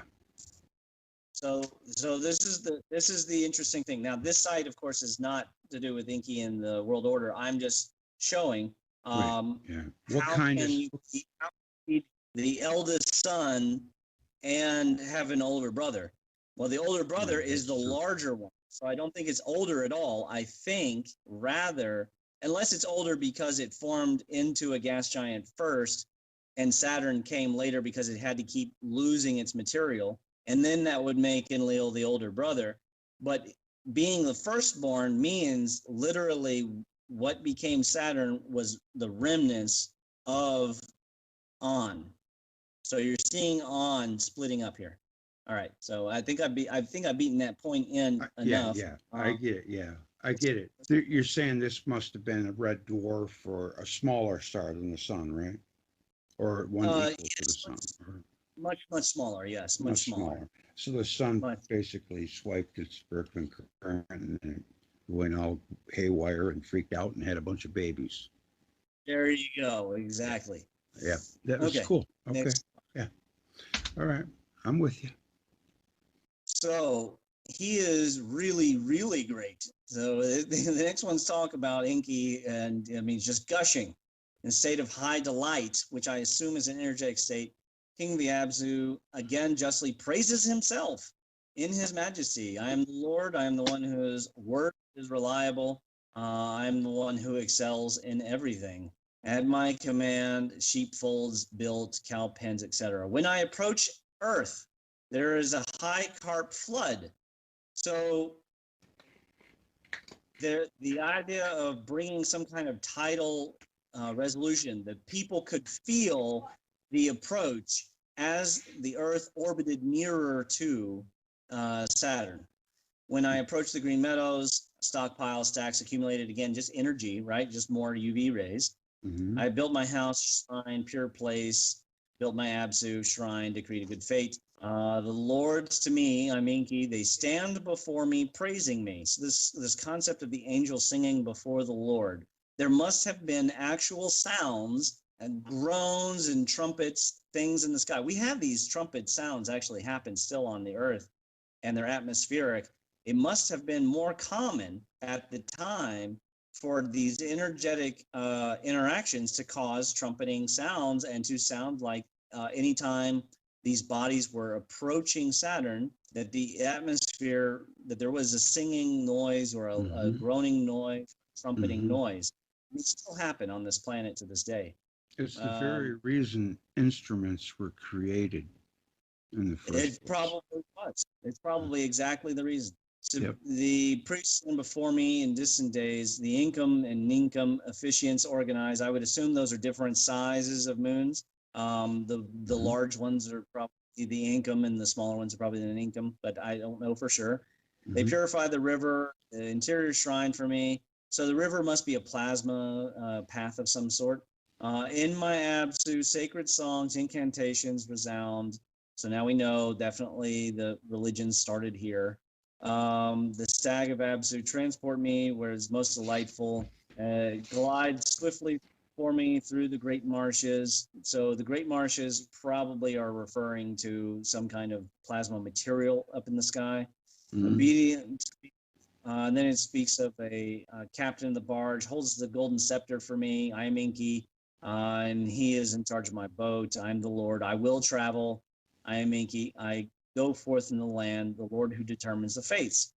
So this is interesting because we have heard that the Saturn was stationary. And now I'm going to reveal my thought on this. And I talked with this with Rick, and I explained when this split would have happened, it would have created first a 2-body and then a 3-body problem with Neptune. When you have a 3-body problem, you can have mutual orbit in the shape of the triquetra. When things are moving, it can't do it forever, but it can do it for a time.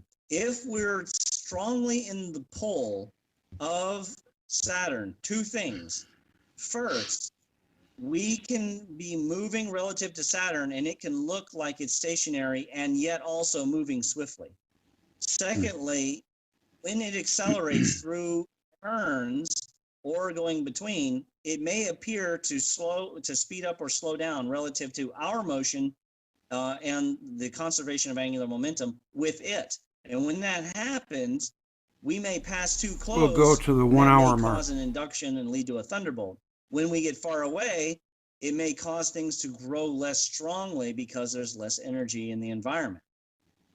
But you still continuously see a wavering Enki in the main portion of the sky as we are pulled along behind it. That is my contention here, is what it's saying. You're saying that Inky is indeed Saturn, right? Indeed. Yeah. Indeed. All right. Yeah. Well, that's interesting next- because he's also known as the god of seeds too, you know, in other civilizations. Well, I would imagine that civilization form. Have you ever heard of that? The wailing for Tammuz? I Same thing. have heard that. I Yeah. don't know it, but I've heard of it, yeah. And the god for the Egyptians, the green god. Come on, you know his name? It is, oh well, moving on. Text. Yeah, you the know, god that's green. Osiris, he's the green lord. Yes, Osiris, yes. Yeah. According to Yeah, it's in Velikovsky, the Butts Osiris translation. is Saturn. And he is the Lord of Diadems, and that's going to come up here in a little bit as well. Okay, good. But if your catastrophes cause people to form civilizations and work together, then you are essentially seeding things without even just being the fertility god. It could have been just a necessity to survive. It Right, induces so next- a lot of questions, but we'll just keep going so you can get through the presentation and then we can expand. All right. So the Eridug is the egg, and the staircase is the step pyramids or ziggurats. The Doug is the egg. Okay. Yes. No city. Those have no houses to the Martu nomad. So there, we were just talking about that, right? People wandering about, learning how to survive, Right. who are nomads. The Anuna gods address affectionately the great prince who has traveled in his land, not in the land, in his land. Lord who rides upon the great powers, the pure powers, who controls the great powers, the numberless powers. So the different forms of electricity and plasma in display in the sky, foremost in all the breadth of heaven and earth, who received the supreme powers in Eridug. So this would be some kind of charging up event above. The holy place, the most esteemed place, Inky, Lord of Heaven, praise. All the lords and rulers, incantation prinks of Eridug, linen-clad priests of Sumer performed purification rites of the Abzu, with the great prince who has traveled in his land. For Father Inky, they stand guard in the holy place, the most esteemed place, the chambers, the emplacements. They purify the great shine of the Abzu. They bring there the tall juniper and the plant to, so this is their worship for the Saturnian Lord here. And the great music room of Inky, skillfully they build the main staircase of Eridug on the good quay. They prepare the sacred Uzga's shrine, where they utter endless prayers. So this reminds me of the Hindus who continued, well, they were really Brahmins. And so we're speaking here of Brahma, the time when they would speak in endless cantations and re-utterings of the Vedas. Mm-hmm. And the staircase of Eridug. So now Eridug is some form of step ladder type shape in the sky, probably plasma Z pinching. Probably. Mm-hmm. Okay, next. Okay. Maybe this time Neptune is first mentioned. The tree is also revealed to be the same as the cosmic pole. So this Christmas tree is associated with Christmas time, associated with Saturnalia for a reason. The Lord, and that's funny, my wife just brought home a Christmas tree, a real one. The Lord, the great ruler of the Abzu, issues instructions on board the stag of the Abzu, the great emblem erected in the Abzu, its shade extending over the whole land. All right, no tree is that large, right? Yeah. So Yep. we must be talking Right. about something incredible for its shade to be everywhere. Refreshing the people, the principal foundation, the pole planted in the marsh, rising high over all the foreign lands, noble captain of the lands, the son of Enlil holds in his hand the sacred punt pole, a mess tree ornamented in the Abzu, which received the supreme powers in Eridug, the holy place. The hero proudly lifts his head towards the Abzu. This may be our first instance, even before the Croesus, or at least around the same time as in Egypt, the concept of a warrior messiah associated with a tree, and of course with religion. Very fascinating. Circer, the boatman of the barge, boat for the Lord. Then Niger Sig, I assume I'm butchering that. The captain of the barge holds the holy scepter for the Lord. 50 Bahama deities of the subterranean waters speak affectionately to him. I would again assume those are minor beings. Maybe they are comets or asteroids. The stroke callers, the heavenly gom birds, which reminds me of the so-called, what people say are spacecraft out of the Hindu texts, and also of the Native American. Mm-hmm. So it's interesting that it's better not to translate that, because what in the world would you say is a gom anyways? It is probably a shape formed which instigated some of the therianthropic art around the world. So is this Neptune? Did Jupiter, because in the enclosure without paint, which I'm sure that the original T Soleils and Gobekli Tepe were probably all painted. But now we can't see the paint. All we can see in the Vulture Stone is that a larger star has a beak extending, a bit of plasma, and then its wing is holding up another gas giant, and it looks a lot like the previous slide where the Colombians did it, the Amazonians, and they showed another gas giant coming off of it. So compare the Vulture Stone with that image in the lower left, and you will see a lot of similarities. But it is not clear if what's being born there is Neptune or not. It might be Neptune, it might not be. Mm-hmm. That's the problem with the fact that they used red, something like red ochre.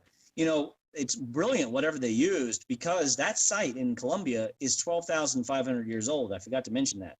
It's an 8-mile cliff face that's 12,500 years old.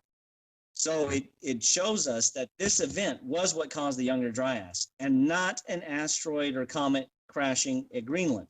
That was secondary. That was to the event. I was just about to say that. Yep.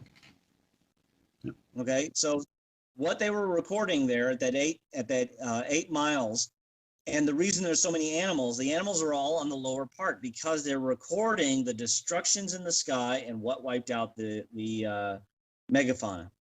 Very fascinating. Okay, next one. Yeah.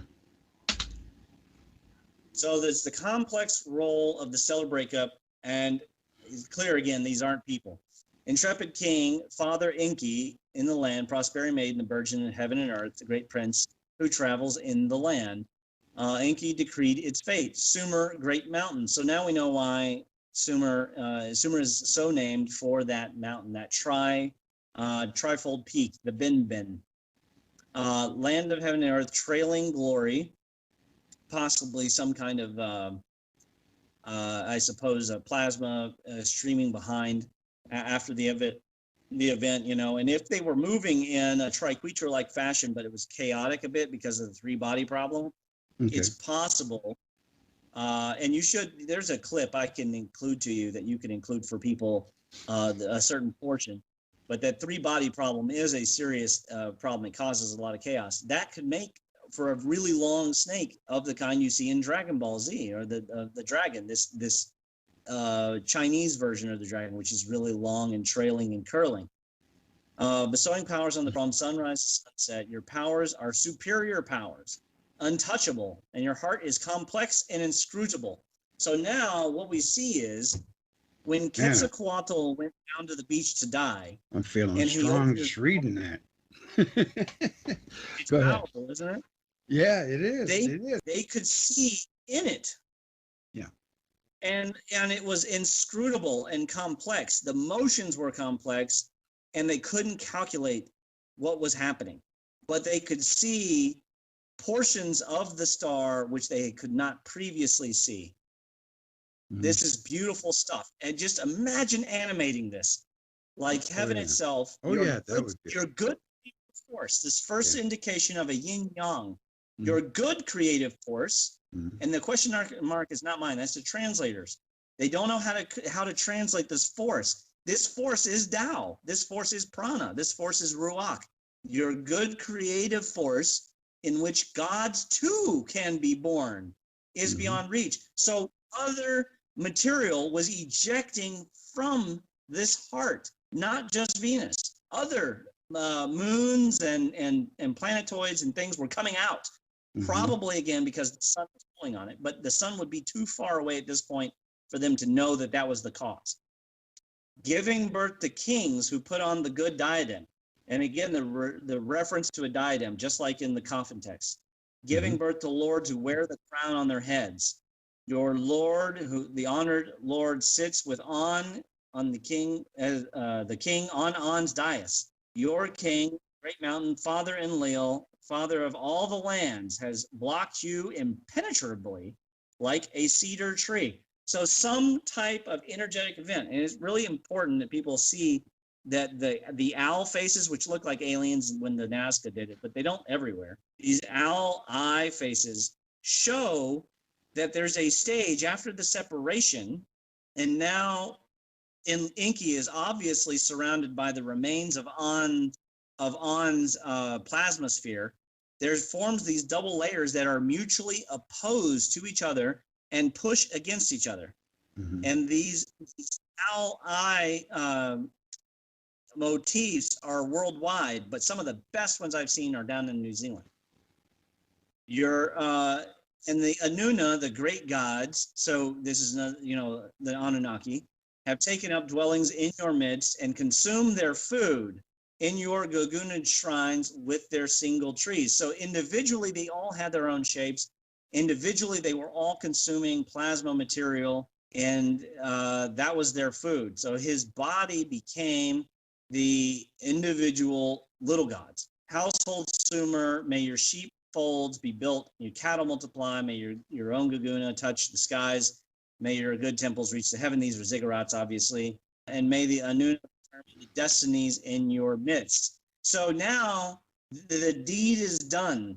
Inky has become his own individual star, and the Anuna are now in control. The Earth is mixing it up with other moons they're of significant enough size that in our sky they would also be significant, maybe possibly more significant size than our current moon is. I doubt it though, because if they had been too close, we probably would have captured some of them. All right, time out. Would have been more destructive. Time out. Question time. Okay, it says Father Enlil, and you said he's the Great Mountain. Okay, so I take that as the polar configuration. Am I correct, or you're not? You're not. No, this Great Mountain again is a different shape. It's a different shape. The polar configuration that the so-called polar configuration here is actually us following along with Inky. So get rid of the collinear rotation idea. You don't need it. And in fact, it's an inhibition. Get rid of the idea of collinear rotation, which the people have been right. When it split. What was the name of that? What was the name of that comet that hit Jupiter? Levy 9, Shoemaker Levy. Kind of like that. Following Saturn like that. Well, not that closely, because we would have died. No, I mean in that kind of a formation, like strung out, like beads. No. Well, sort of, but remember that Shoemaker Levy 9 was one object that broke into many, so they couldn't help but go in the same direction. We and the other moons that had been around when it split, first the two opposed each other closely, and then started to pull away from each other. As they're pulling away from each other, becoming their own destinies. And then one of them even gets pulled again and creates Neptune. When that happens, we have to conserve angular momentum. And in conserving that, we're following in a rotation behind Saturn, but Saturn is also now moving at an accelerating speed, but it's accelerating as it accelerates through this 2-body, then 3-body problem. It's being pulled apart, and it can be seen through. And its inscrutable insides form congealations. Perhaps they are condensed matter, but perhaps they're rock. And those become new bodies, and the thing shrinks in its overall mass to its current size. And these bodies then are the children, the Anuna, and they feed on the plasma, which is their food in the Gaguna shrines, and they form their own little electrical trees, their own little electrical step pyramids. Okay, so the Great Pyramid, the 3 Great Pyramids, and the 3 little pyramids at the very end with the smallest pyramid now take a new meaning. Now we know why they built those. It wasn't because of the constellation Orion. They picked the constellation of Orion as a focal point. I guess it's just a jumping off point in 11,000 years ago. Yeah. They built them because the 3 large ones are Jupiter, Saturn, and Neptune. Neptune is the smallest. And at some point, whenever they conceived the desire to build those pyramids, we must have been part of the trailing behind and able to see the smaller trees or step pyramids being their moons trailing behind. And we're talking about pretty large moons, and it's going to get into them. And these must have been electrified. Okay, that's cool. At this point, we're now probably not 12,000 years ago anymore. We're probably 10,000 years ago. Okay, but we have been trailing behind as the 3 gods are racing around each other in a chaotic-like manner, leaving streams. We're being left behind, and it's cold out while that's happening. I see. That was a cold period. Once we catch up, and start to be first surround Saturn and then switch over to Jupiter, we are now inside of their irradiative zones where they can keep us warm again. But when we're tracing behind, we couldn't be. Yeah. No, that's right. Yeah, we were in Saturn's shadow. Yeah, absolutely. Yes. Mhm. Okay, next slide. Okay. So the wobbling Lord of Plenty becomes a Lord of War. So Inky actually it's not Zeus who's the first Lord of War, it is Cronus, who ate his children, right? Then he proceeded to the sanctuary and decreed its fate. Then he proceeded to the land of Maluha, decreed its fate. So we see here that it's different regions, like we say, different houses of the zodiac, the constellations, the various constellations in the sky. Heroes shall, on the battlefield as weapons, may your bulls be great bulls and bulls of the mountains, silver be gold, copper 10 bronze, men go forth like bulls against their fellow men. War. We have war. He cleansed and purified the land of Dilmun. So something was wiped out. And Dilmun may very well have been some of these Harappan type civilizations that were in the Mesopotamian region, but it may be other places. We don't know. It could have also, when these high carp floods happened, perhaps the Caspian or Black Seas tipped over into the land, and that could be another way that they become purified. So it's unspecified here if they're thunderbolts or flood. He placed the Ninasakala in charge of it. So that's probably the original name for the moon, but we don't know.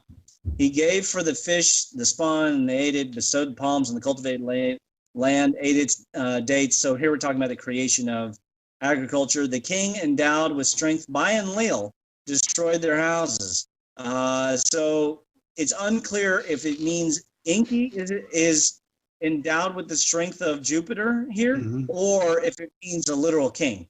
I think it's an actual king is what I. The mountain moves, but it was probably maybe. a body. It probably, like the mountain. He brought their silver and lapis, their treasure, to Enlil, king of all the lands, in Nibiru. Now, this is interesting because it's possible that Nibiru is a place on Earth, but I'm going to take it that Nibiru may have actually been the planet that we now call Uranus, which is probably misnamed. It's probably Hades. That it may have been first time that this body approached the solar system. And see that from other evidence from other texts that we won't go, over right away. Okay, so the next slide. Maybe plasma water flowed down when it was too near and low to the sky. After he had turned his gaze from there, Father Inky had lifted his eyes across the Euphrates, stood up full of lust like a rampant bull. This is very interesting. Lifted his penis, ejaculated, and filled the Tigris with flowing water. No person or alien can do that. You can't fill an entire river with flowing water. Okay. So this is definitely reference to the Saturn. So this answers the question. This is Saturnian rings. We know the isotopes of the rings match the water here. So there must have been flood caused by Huangdi, this yellow lord. He was like a wild cow, etc. The Tigris, the side like the rampant bull. It brought a bridal gift, etc. It brought water, flowing water indeed, meaning that's way too much. Its wine will be sweet. So all this rain helps to grow the grapes. It brought barley, etc., that people will eat it. It filled the Ikur, the house of Enlil. So again, this is another place in the sky. So the plasma must have gone out here. Enlil was delighted with Inky, and Nibiru was glad. The Lord put on the diadem, the rings, as a sign of lordship. He put on the good crown as a sign of kingship. So the good crown is the hexagonal crown that is carved into rocks, even here in Kentucky. Touching the ground on his left side, right there, boom, you know that it did not float only up at the pole. It had to move and wobble about as we were pulled by it. Plenty came forth out of the earth for him. So this material that we would touch on occasion had to be due for two things. Number one, as the planet moved, would accelerate through and slow down, just as comets do. When comets approach the sun, they accelerate. And when they whip around the sun, they go extremely fast. At that time, we would be pulled away, or it would seem as if we were away from the Lord. And then other times it would come near. Secondly, we are also orbiting this planet, which used to be a star. And on occasion, we may have brushed against the diadem, touching out what appeared to be our ground on his left side.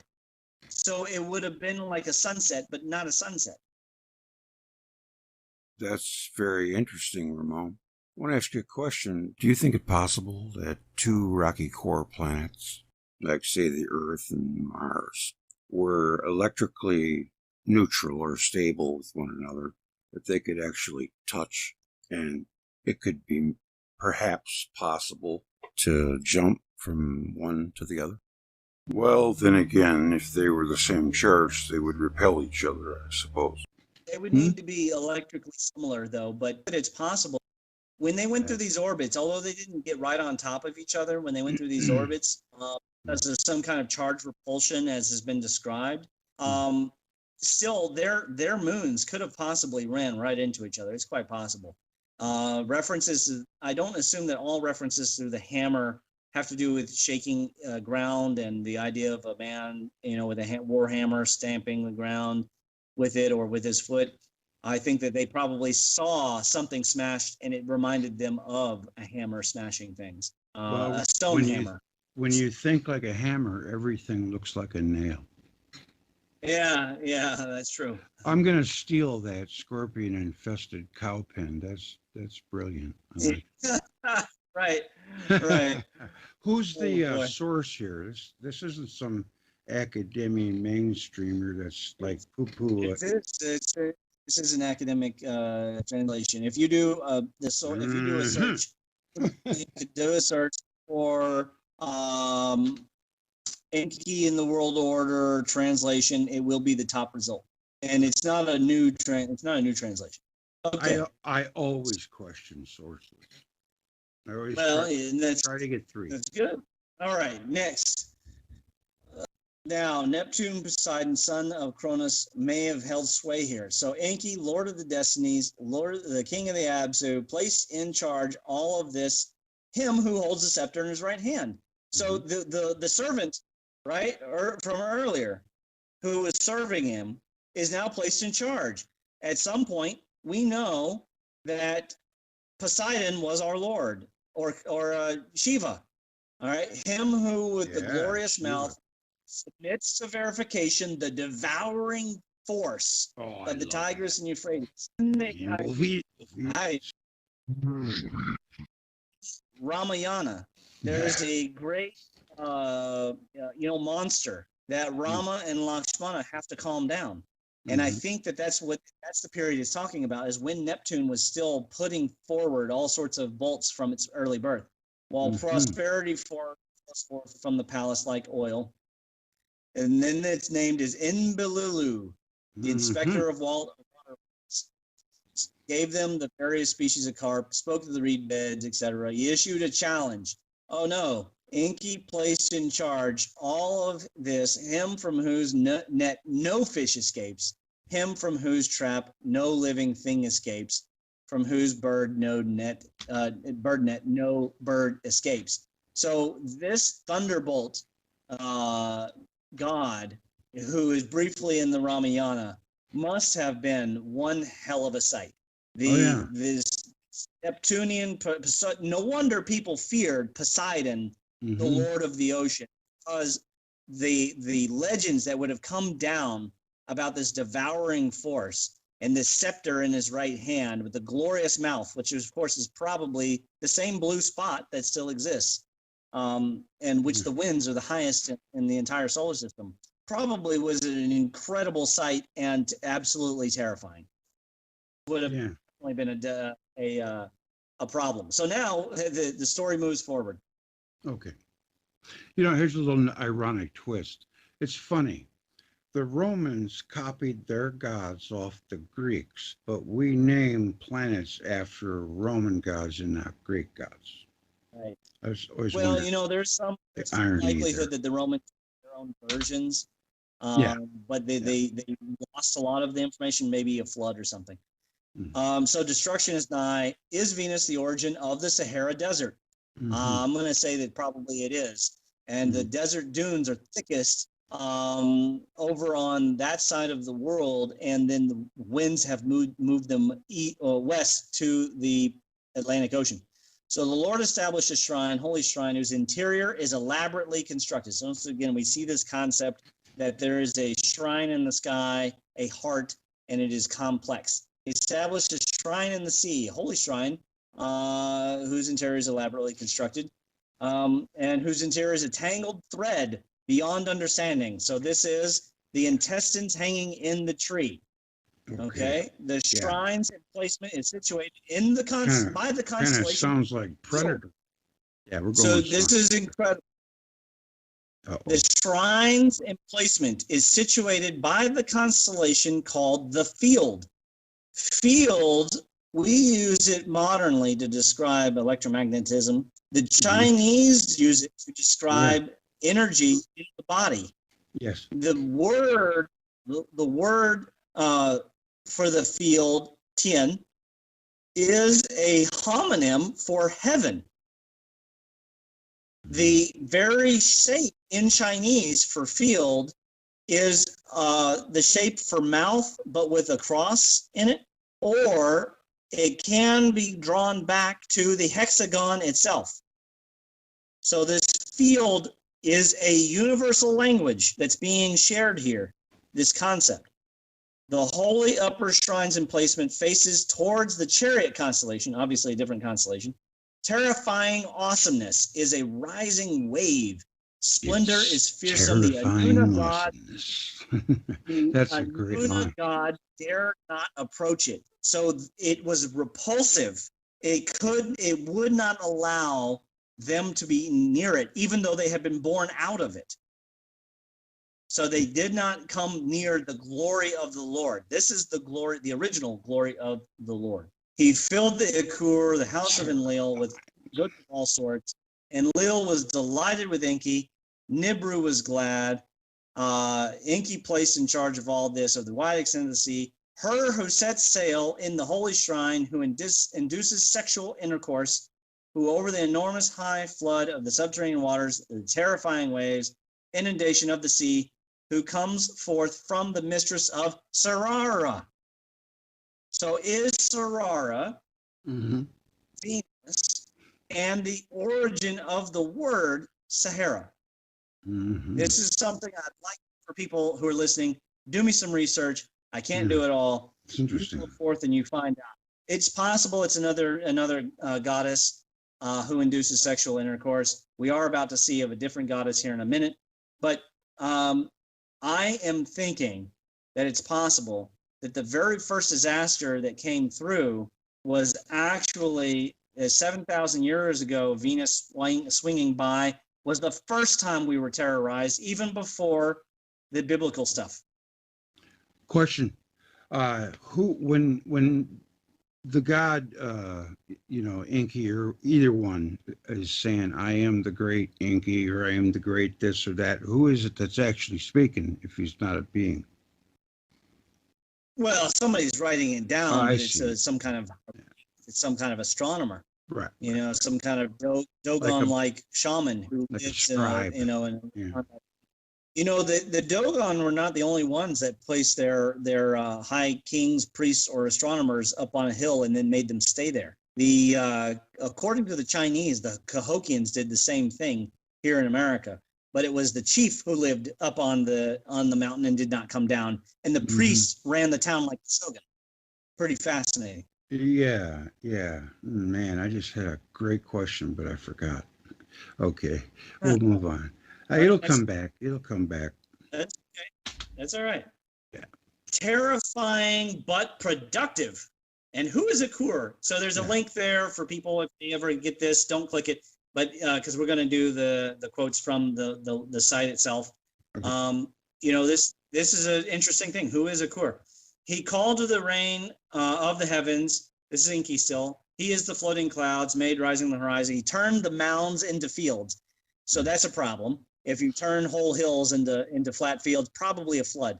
Inky placed in charge of this, him who rides on the great storms, who attacks with lightning bolts, the holy bar, who blocks the entrance, the interior of heaven, the son of On, the canal inspector of heaven, Akur, the bringer of plenty, son of On. So maybe Akur is a changing name from originally the inkillable, the previous name for Neptune.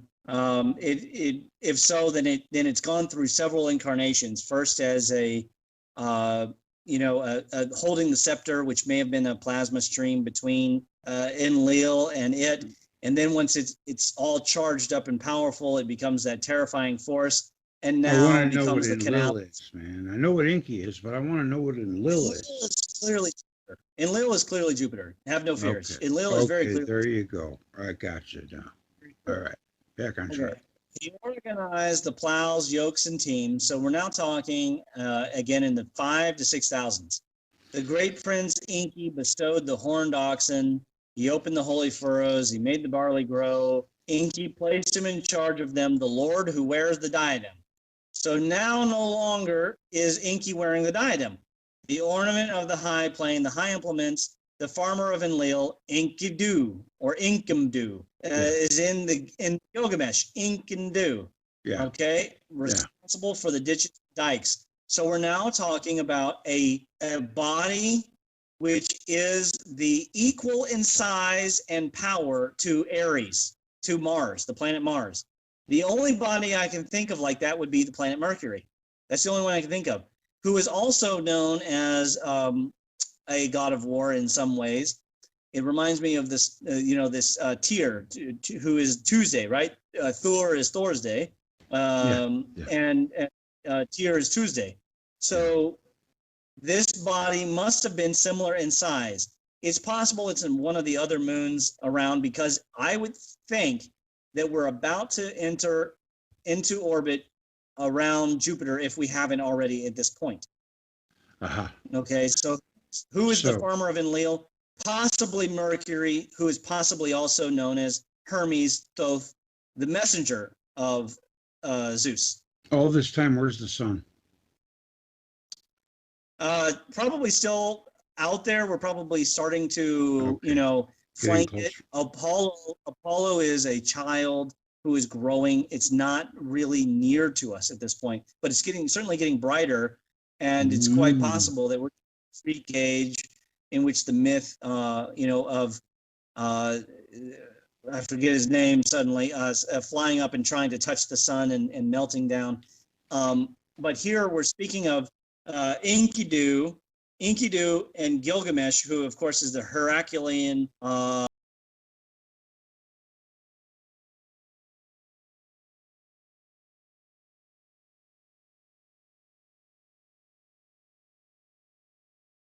All right, it's time to take a break.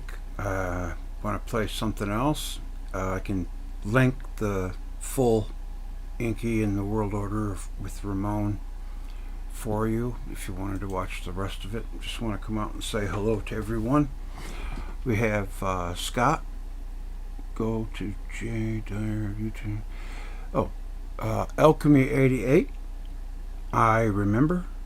That's clever. Tariq M Star 616. Oh, very good. Jackson Bags. Hey Jackson, how are you? Get some. Still here, I hope. Roy Rush. Hello, Roy. Just want to touch base with everyone, see how you're doing. Is Grouch still here? Is he still with us? Is anyone in chat? St. Pauli girl, you here? Anybody? Well, that was Ramon. That was a video we did. Yes, I'm still here, Greg. Hey, Grouch, how you doing? How's it going out there? Everything good? Yes, it's going good. Anything to add to what you've been seeing? No, not at the moment. I was going to do a little John Cook for, for that kind of side of it. Play a little bit. Hello, Alchemy. Secret Owl. You're not here? Okay. Scott. And, well, I guess that's it. All right, well, we're going to get back to it then. And I kind of want to find a way to get you guys incorporated more, where you can be more involved in the discussion. I would really like to do that. So we're going to have to figure something out with that. Perhaps just have live chats and just keep the thing right here on the chat, and then we can all participate. That's what I'm looking for. I'd like to do that. I think you guys would probably too. Don't you agree, Andy? Greg? Yeah. Yeah. Hey, Greg, while you're there, are you going to put the links on the bottom to the rest of that one with Inky and that? With Oh yeah. I'm gonna. Oh, you want? Yeah. Of course. You want me? I mean, I can finish the video. You want me to finish it? No. That's all right. Okay. No, put the links to them there, and then all right. you go. Oh yeah, I'm watch doing the it. rest of this. I'm doing it right now. No, that's good. No worries. Thanks, Greg. Yeah. Well, make sure you finish watching this first. Yeah, I will. Okay. All right. I'll put that Ramon. All right. I put it in the box for you. No worries. Thanks. Full vid. Yeah. Okay, no problem. All right, we'll get back to it. I'm going to play something by John Cook.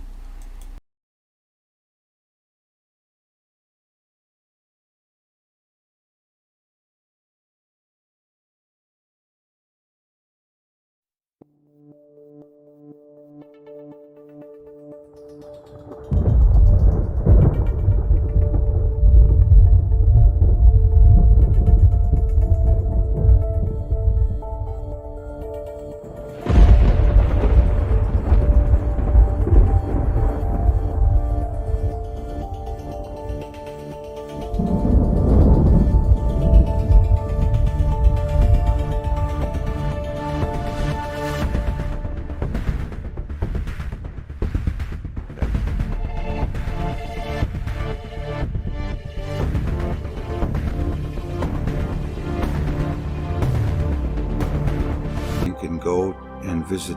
It's pretty crazy. You put a lot of work into it, I can tell. But this is a little synopsis of it, and I just made it for you. So in this video, I took the reading of the paper that he has included, Recovering the Lost World, while it shows. Enjoy.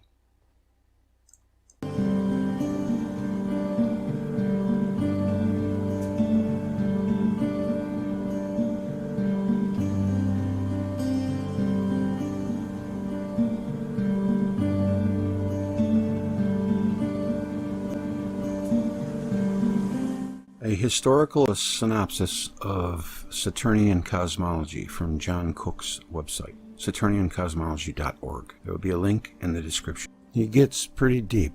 The chapters of this site will propose that the biology of our planet, our culture, our psychology, and our very existence are the result of a series of incidents arising from the interaction between Earth and other planets within the solar system, most notably Saturn.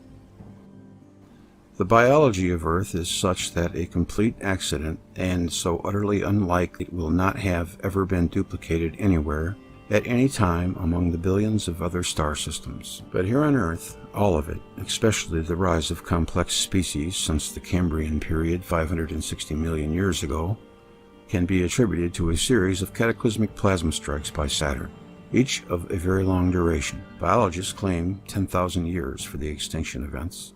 My original estimate was 15,000 years.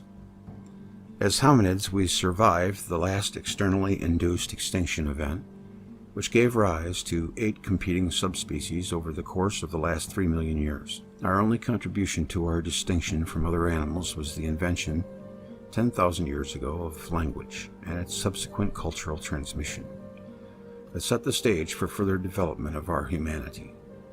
Much later on, and much closer to our time, subjective consciousness. It all started very long ago, at one time, and from its genesis, Earth was a planet in orbit around Saturn, a brown dwarf star, toward the end of the Precambrian, 600 million years ago. The Saturnian system intersected with the solar system. Saturn was swept around the sun and back into deep space, to return at regular 26 to 27 million year intervals. Over the course of time, some of the satellites, planets of Saturn, were wrenched from their orbits around Saturn to end up revolving around the sun instead. The Earth likely became a solar system planet at the end of the Permian, 250 million years ago. From 600 million years ago, Saturn kept entering the solar system regularly to disturb its lost satellites, now circling the sun. At about 3 million years ago, Saturn likely had a run-in with Jupiter, a solar system planet at that time, orbiting the sun at a distance probably somewhat less than the Earth's orbit today. The orbital period of Saturn was significantly reduced as a result. During the last 3 million year period, Saturn started scavenging its lost satellites, and perhaps solar system planets, all in orbit close to the sun. The possibility of a captured planet again orbiting Saturn at its equator is virtually nil. Instead, the scavenged planets ended up in superpolar or subpolar locations, the only locations which seem to be dynamically stable.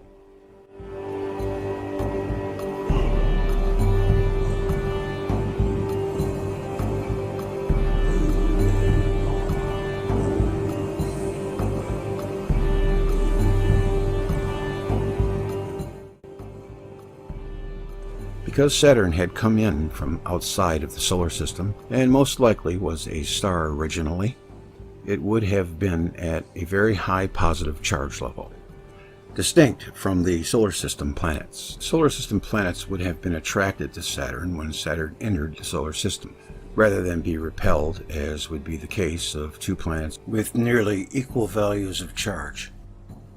Saturn, with its stack of captured planets, was seen by hominids, Homo erectus, and recorded in the shapes of artifacts in the Paleolithic of about 2 million years ago, and by humans, Homo sapiens, as carved images in the Upper Paleolithic from 30,000 BC, and by the hundreds of millions during the early Neolithic, 10,000 to 3,000 BC, when the stack of planets was much more frequently seen. At about 10,900 BC, Earth, at that time a planet of the Sun, made an electric field contact with Saturn, causing 1,500 years of darkness. Oh yeah, shadow on Earth. The period of darkness is recognized by many of the world's creation myths, and was recorded in the illustrated graphic books of Mesoamerica, references to which are made in colonial period documents. Climatologically, the period is identified today as the Younger Dryas,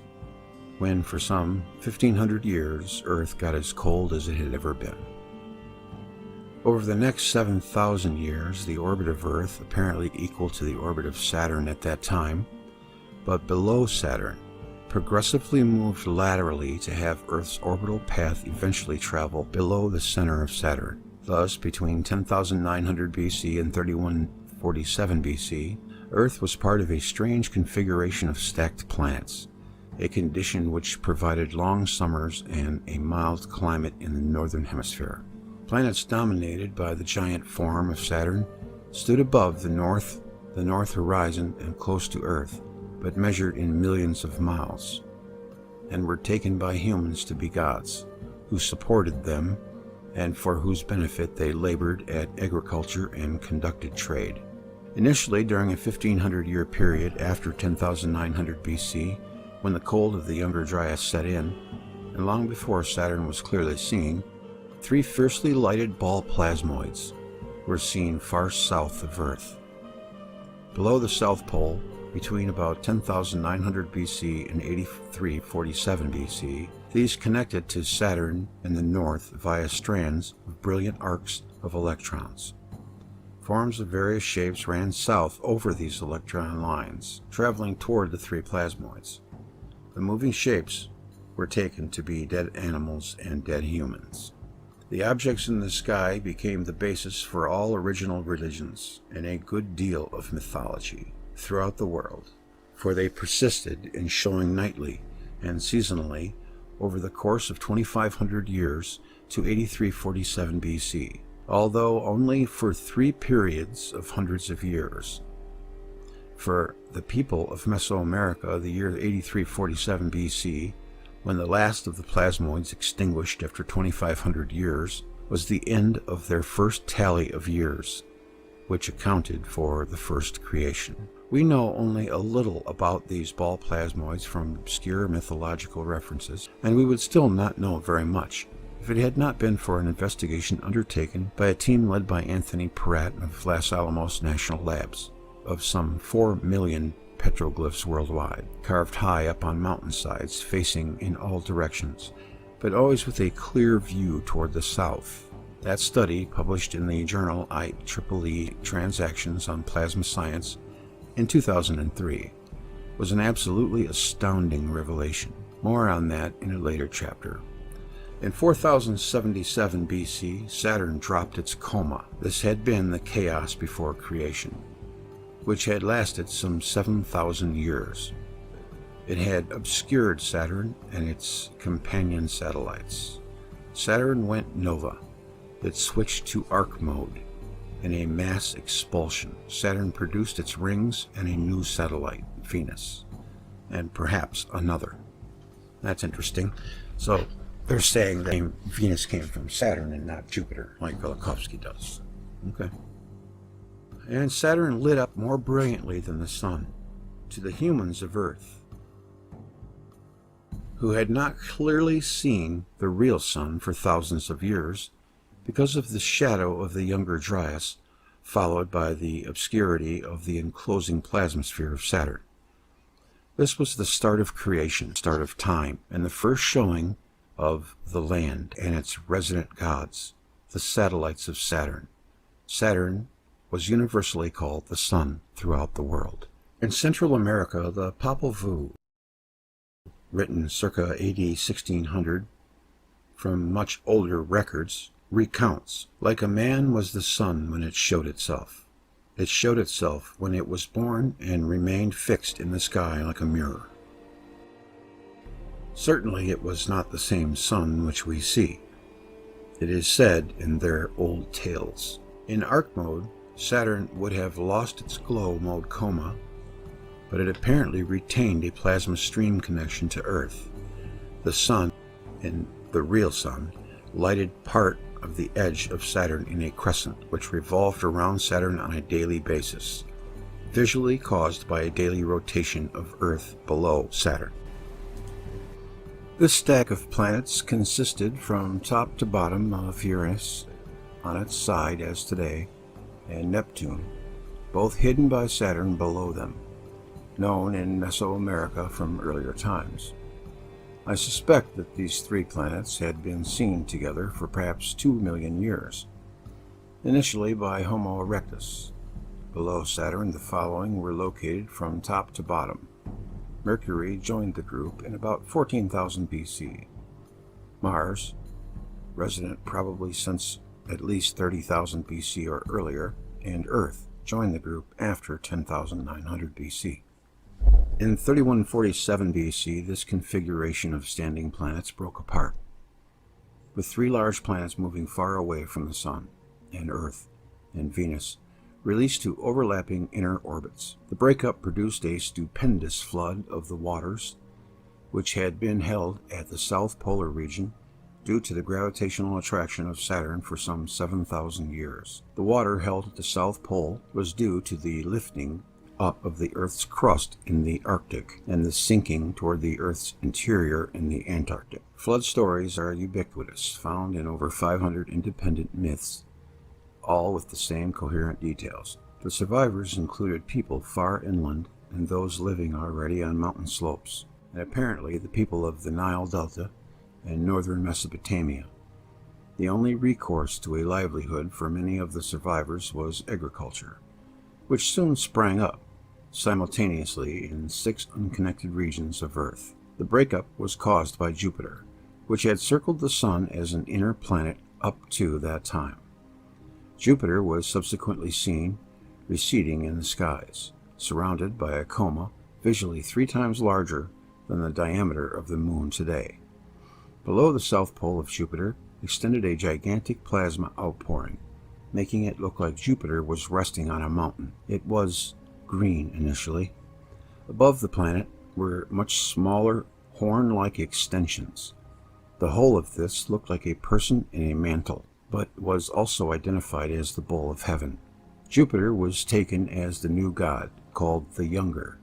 Jupiter retained its massive lower outpouring until it entered the asteroid belt in about 2860 BC, after which the coma reduced in size and changed its shape. After 3070 BC, Mars and Mercury, which had remained in their positions below Saturn, were released when Saturn entered the asteroid belt.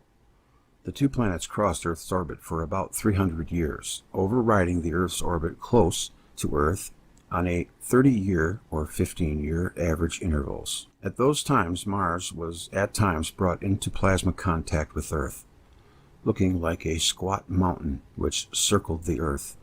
The visual effect of the rotation of Earth, with Saturn and Jupiter both disappearing into the ecliptic. Mars was held to be the god in charge of Earth, Horus of the Egyptians. This lasted till about 2750 BC or 2700 BC, after which the irregular visits of Mars ended its elliptical orbit, perhaps rotating away from Earth, an apocidal procession. In the next century, people throughout the world start building pyramids in imitation of the disappeared mountain of Mars, all within 100 years of each other, in Egypt, Mesopotamia, England, China, and the Andes of South America, and many other locations such as Greece and the Balkans, as has been discovered in recent years, although not validated. We have recorded histories of these celestial events, especially in Mesoamerica. There are accurate descriptions of the rings and a number of satellites of Saturn, the cloud bands and satellites of Jupiter, and the scarred surface and satellites of Mars, all dating from antiquity, spanning cultures worldwide. The Egyptians produced schematic images of the original configuration of Saturn and the satellite planets below, and have a record of early close passes by Mars. Mesopotamians also produced images of planets, graphically showing, for example, all the satellites of Jupiter. The Maya, from Olmec sources, have an undated record of the planetary movements from long before 3147 BC, and a dated record of later events which matches what can be gleaned from Eastern Mediterranean sources. The Aztecs produced graphic images of these planets, although anthropomorphized to gods and produced very late. South Sea Islanders have similar records of rings of Saturn. India has similar recollection of these events extending over millions of lines of poetry. The Quiche, Maya, Papa Vu, and pages of the Maya books of the Chilombalam makes casual reference to the period of 13,000 years ago, probably 10,900 BC. One page of the Chilombalam records 7 appearances of the Saturnian planets as far back as perhaps 40,000 years, which can be correlated with atmospheric carbon-14 records dating from 50,000 BP. Over the next 2,500 years, 3147 BC to 685 BC, the inner planets interfered with Earth at intervals, although very infrequently. There were 4 major additional incidents. The damage often was localized in latitude, although, for example, a continuous lightning strike might have encircled the globe in circa 1492 BC, and certainly repeatedly in the 8th and 7th century BC. As recalled by nearly all peoples on all continents, the most terrifying incident, however, happened in 2349 BC, when an alignment with Venus, 20 million miles away at the time, 32,200,000 kilometers, produced an Earth shock in the northern hemisphere, tilting the Earth's axis away from the Sun temporarily and tilting up the equatorial rings of the Earth. Earth at one time had equatorial rings. This was followed perhaps 6 hours later by the arrival of a massive disconnected plasmoid lightning bolt from Venus, which hit the rings almost broadside. followed somewhat later by lesser bolts, recorded in Mesoamerica and China. The electric contact with Venus turned the equatorial rings blood red and caused the destruction of the rings.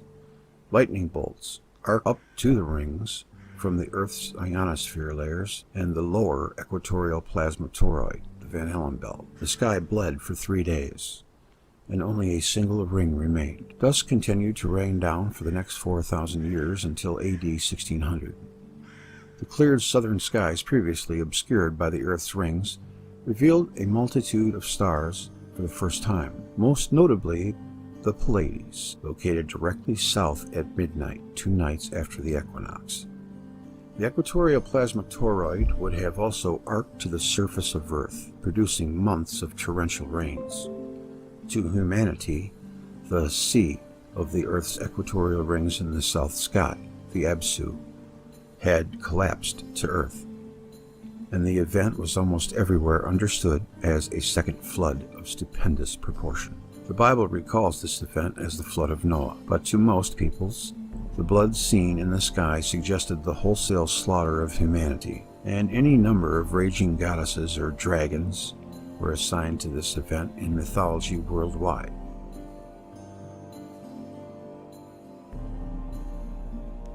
Kali, Tiamat, Anath, Sekhmet, Hathor, and much later, Beowulf's Grendel. After 2.5 days, Jupiter appeared again with its previous giant coma and lower mantle, again understood as a mountain, as if risen from the dead. In fact, the rise of the equatorial in the sky made it look as if Jupiter rose up out of the cave previously seen as the shadow of the Earth on the rings. The cave-shaped shadow opened up as the Earth regained its normal inclination, and Jupiter rose out of this to a location above it. Jupiter had stopped the dragon from killing additional humans.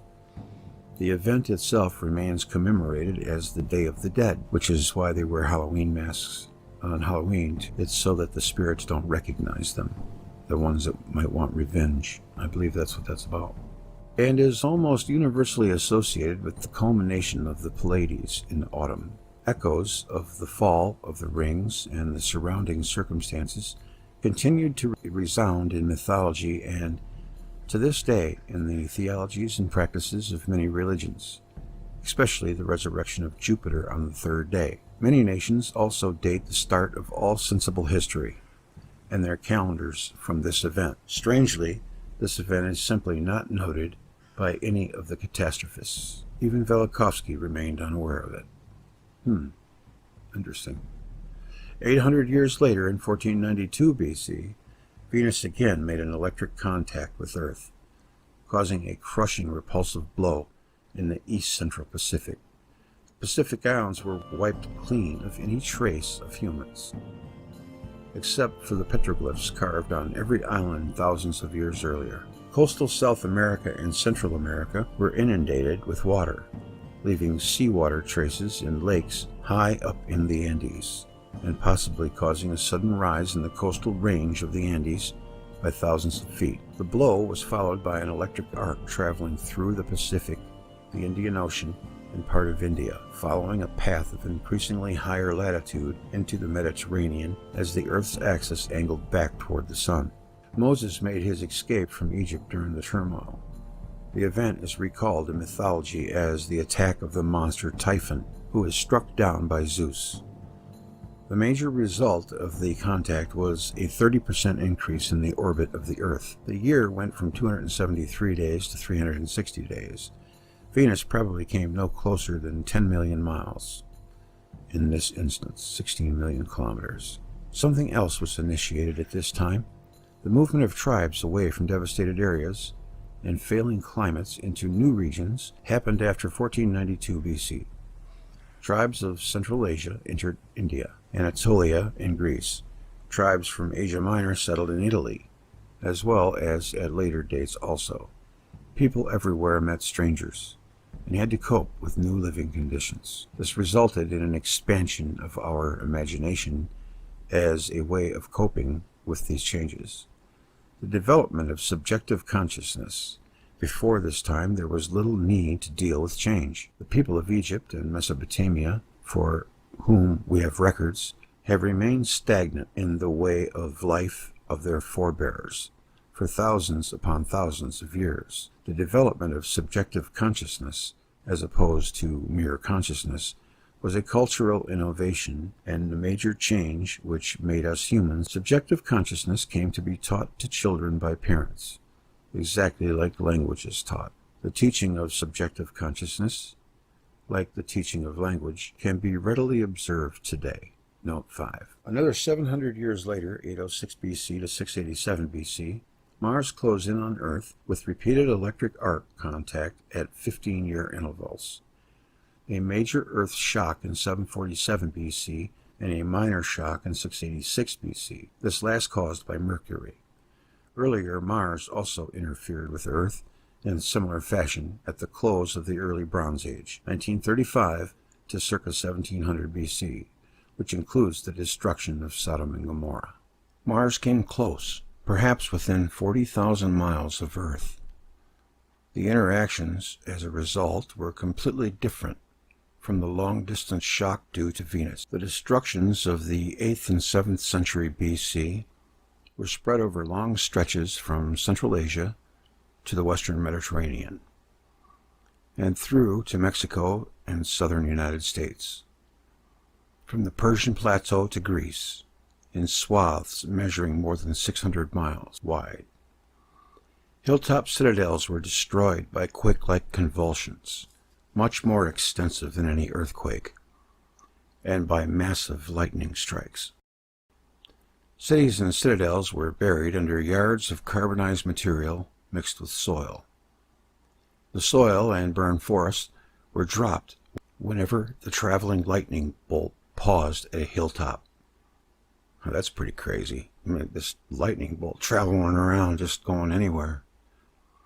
These simultaneous destructions have been noted in the archaeological record and include the events of the 8th and 7th century as well as 1935 BC. De Grazia estimates that only 2.5% of the original population of 200 million of the Mediterranean region survived. Bolsena, a city in Italy, was obliterated by a lightning bolt measuring more than 5 miles, 8 kilometers in diameter. If we are to believe Pliny, who presents this from older Etruscan sources, the circular lake at Bolsena is larger than any volcanic caldera. Mars became the next sky god to set a tone for human conduct lasting to this day. The destructions of the 8th and 7th century BC obliterated the coastal areas of Greece and coastal Anatolia. The remnant population turned to raiding and became the pirates celebrated in the Iliad as the Egyptian people of the sea. The Iliad reveals that these were no sailors. Warfare and the extraction of tribute also became a way of life for the Assyrians, who plundered from Elam to Egypt. The change in humanity, however, which suddenly brought people up to our current expectations, was an event which happened early in the 7th century BC. In 685 BC, Venus and Mercury blazed as bright as the sun and were seen in the daytime skies, with the sun for 40 days, starting on June 15th. The event was probably an extraordinary plasma outpouring by the sun, brought on by a sudden relocation of Mercury to within the orbit of Venus in the previous year. In July 685 BC, actually the astronomical year minus 685, corrected from 680 BC, Julian in the Eastern Mediterranean chronology. Ah, okay, so that's what the minus is for. It's different. It's astronomical. Okay. Jupiter also erupted with a coma in response to the sun's increased output of plasma, and on July 14th sent a return lightning stroke a plasmoid bolt headed for the Sun. It arrived at the Sun on July 25th. The plasmoid, which passed by the Earth at a distance of 30 million miles, 48 million kilometers, was seen in foreshortened form by Asia and Europe. How about that Jupiter taking a swing at the Sun? And is depicted in sculptures and illustrations and even on coins. Mediterranean nations thought that Venus or Mercury was struck, the bolt from Zeus which toppled Phaethon from the Sun's chariot. Mesoamerica saw the plasmoid at full length as it passed by in the daytime. That would be wild to see something like that, and depicted it correspondingly differently. Their understanding was that Mars was struck. It was called the bundle of flame. Among the Maya, to China this was the celestial dragon, the traditional form of which matches the structure of a plasmoid lightning bolt. Note 6. One could spend a lot of hours on this website here with this. This is amazing. Got a little bit more to go here. As experienced by Earth, the after effect of the 40 days of extreme solar activity was the relocation of the polar axis from Ursa Major to near Ursa Minor, and the delay of spring by some 15 days. In effect, changing the inclination of the polar axis, which is equivalent to rotating the dome of the stars. A new equinox was suddenly established, the aphelion of the Earth's orbit, the location furthest from the Sun, changed, and 120 years of interference by Mars and Mercury came to a sudden halt. It appeared to many that Jupiter, the historical supreme god of antiquity, had again saved mankind from destruction. The change in aphelion had resulted in a cessation of further interactions with Mars. In 670 BC, the Earth's orbit became nearly circular, for unknown reasons, and the Earth was in fact completely removed from any future interference by any of the inner planets. It's probably the Sun's magnetic sphere, I'd imagine. Within 100 years of this event, we see the simultaneous rise of philosophical studies, much as we understand them today, in China, India, Mesopotamia, Anatolia, North Africa, and Rome, well before there was any cultural transmission before the more distant regions on the list. In this list, it appeared to many as if a far greater power beyond the dome of the stars had moved the stars and planets and restarted the universe. For many years of the philosophers, the causes for natural phenomena were now sought elsewhere than in the whims of old planetary gods. With the realization of the existence of a power beyond the planets and stars, we also see the sudden rise of all the modern religions within the span of 100 years. Taoism and Confucianism in China, Jainism and Buddhism in India, with its subsequent influence on Hinduism, Zoroastrianism in Persia, with its influence on Judaism, Mithraism, Christianity, and eventually on Islam. Similar changes seem to be attested to in Mesoamerica, probably dating from 600 BC. Could all this really have happened? Religions have attempted to explain all of it, initially as narrations of the observed events, eventually as metaphors of spiritual states. Science, on the other hand, has spent the last 200 years denying that anything at all ever happened. But look at the histories, what we call myths, of people from regions as diverse as China, Mesopotamia, and Mesoamerica, will reveal that they are in complete agreement with each other. Add to these various myths of the people of India, South America, Africa, Greece, and thousands of others, and a consistent picture of the past emerges, which is not what science tells us. Or fly over regions, for example, of the western United States, and you will soon be convinced that the waves of hills, the conical dumps of wind-borne soil, the distorted folded mountains, the widely varied landscape, cannot possibly be the result of eons of slow movement and metamorphosis of the Earth's crust. The surface of the Earth appears to have been battered and racked convulsively, and widely varied landscape and recently. Except for geology, which I will not really touch on, the remaining chapters will fill in the details and broaden the scope. 4 major events. The 4 events are the end of the age of the gods and the worldwide flood of 3147 BC, the fall of the Absu, known as the flood of Noah, the blood in the sky, the resurrection of Jupiter, and the first appearance of the Pleiades, 2349 BC, the defeat of Typhon and the exodus of Moses from Egypt in 1492 BC, and the blazing of Venus and Mercury and the thunderbolt of Jupiter, which toppled Phaethon in 685 BC. The last few chapters present an excursion into the site plans and iconography of Mesoamerica from about 2000 BC. In these last chapters, you will find that the more closely detailed findings from Mesoamerica will match and often exceed the information available from the Eastern Mediterranean.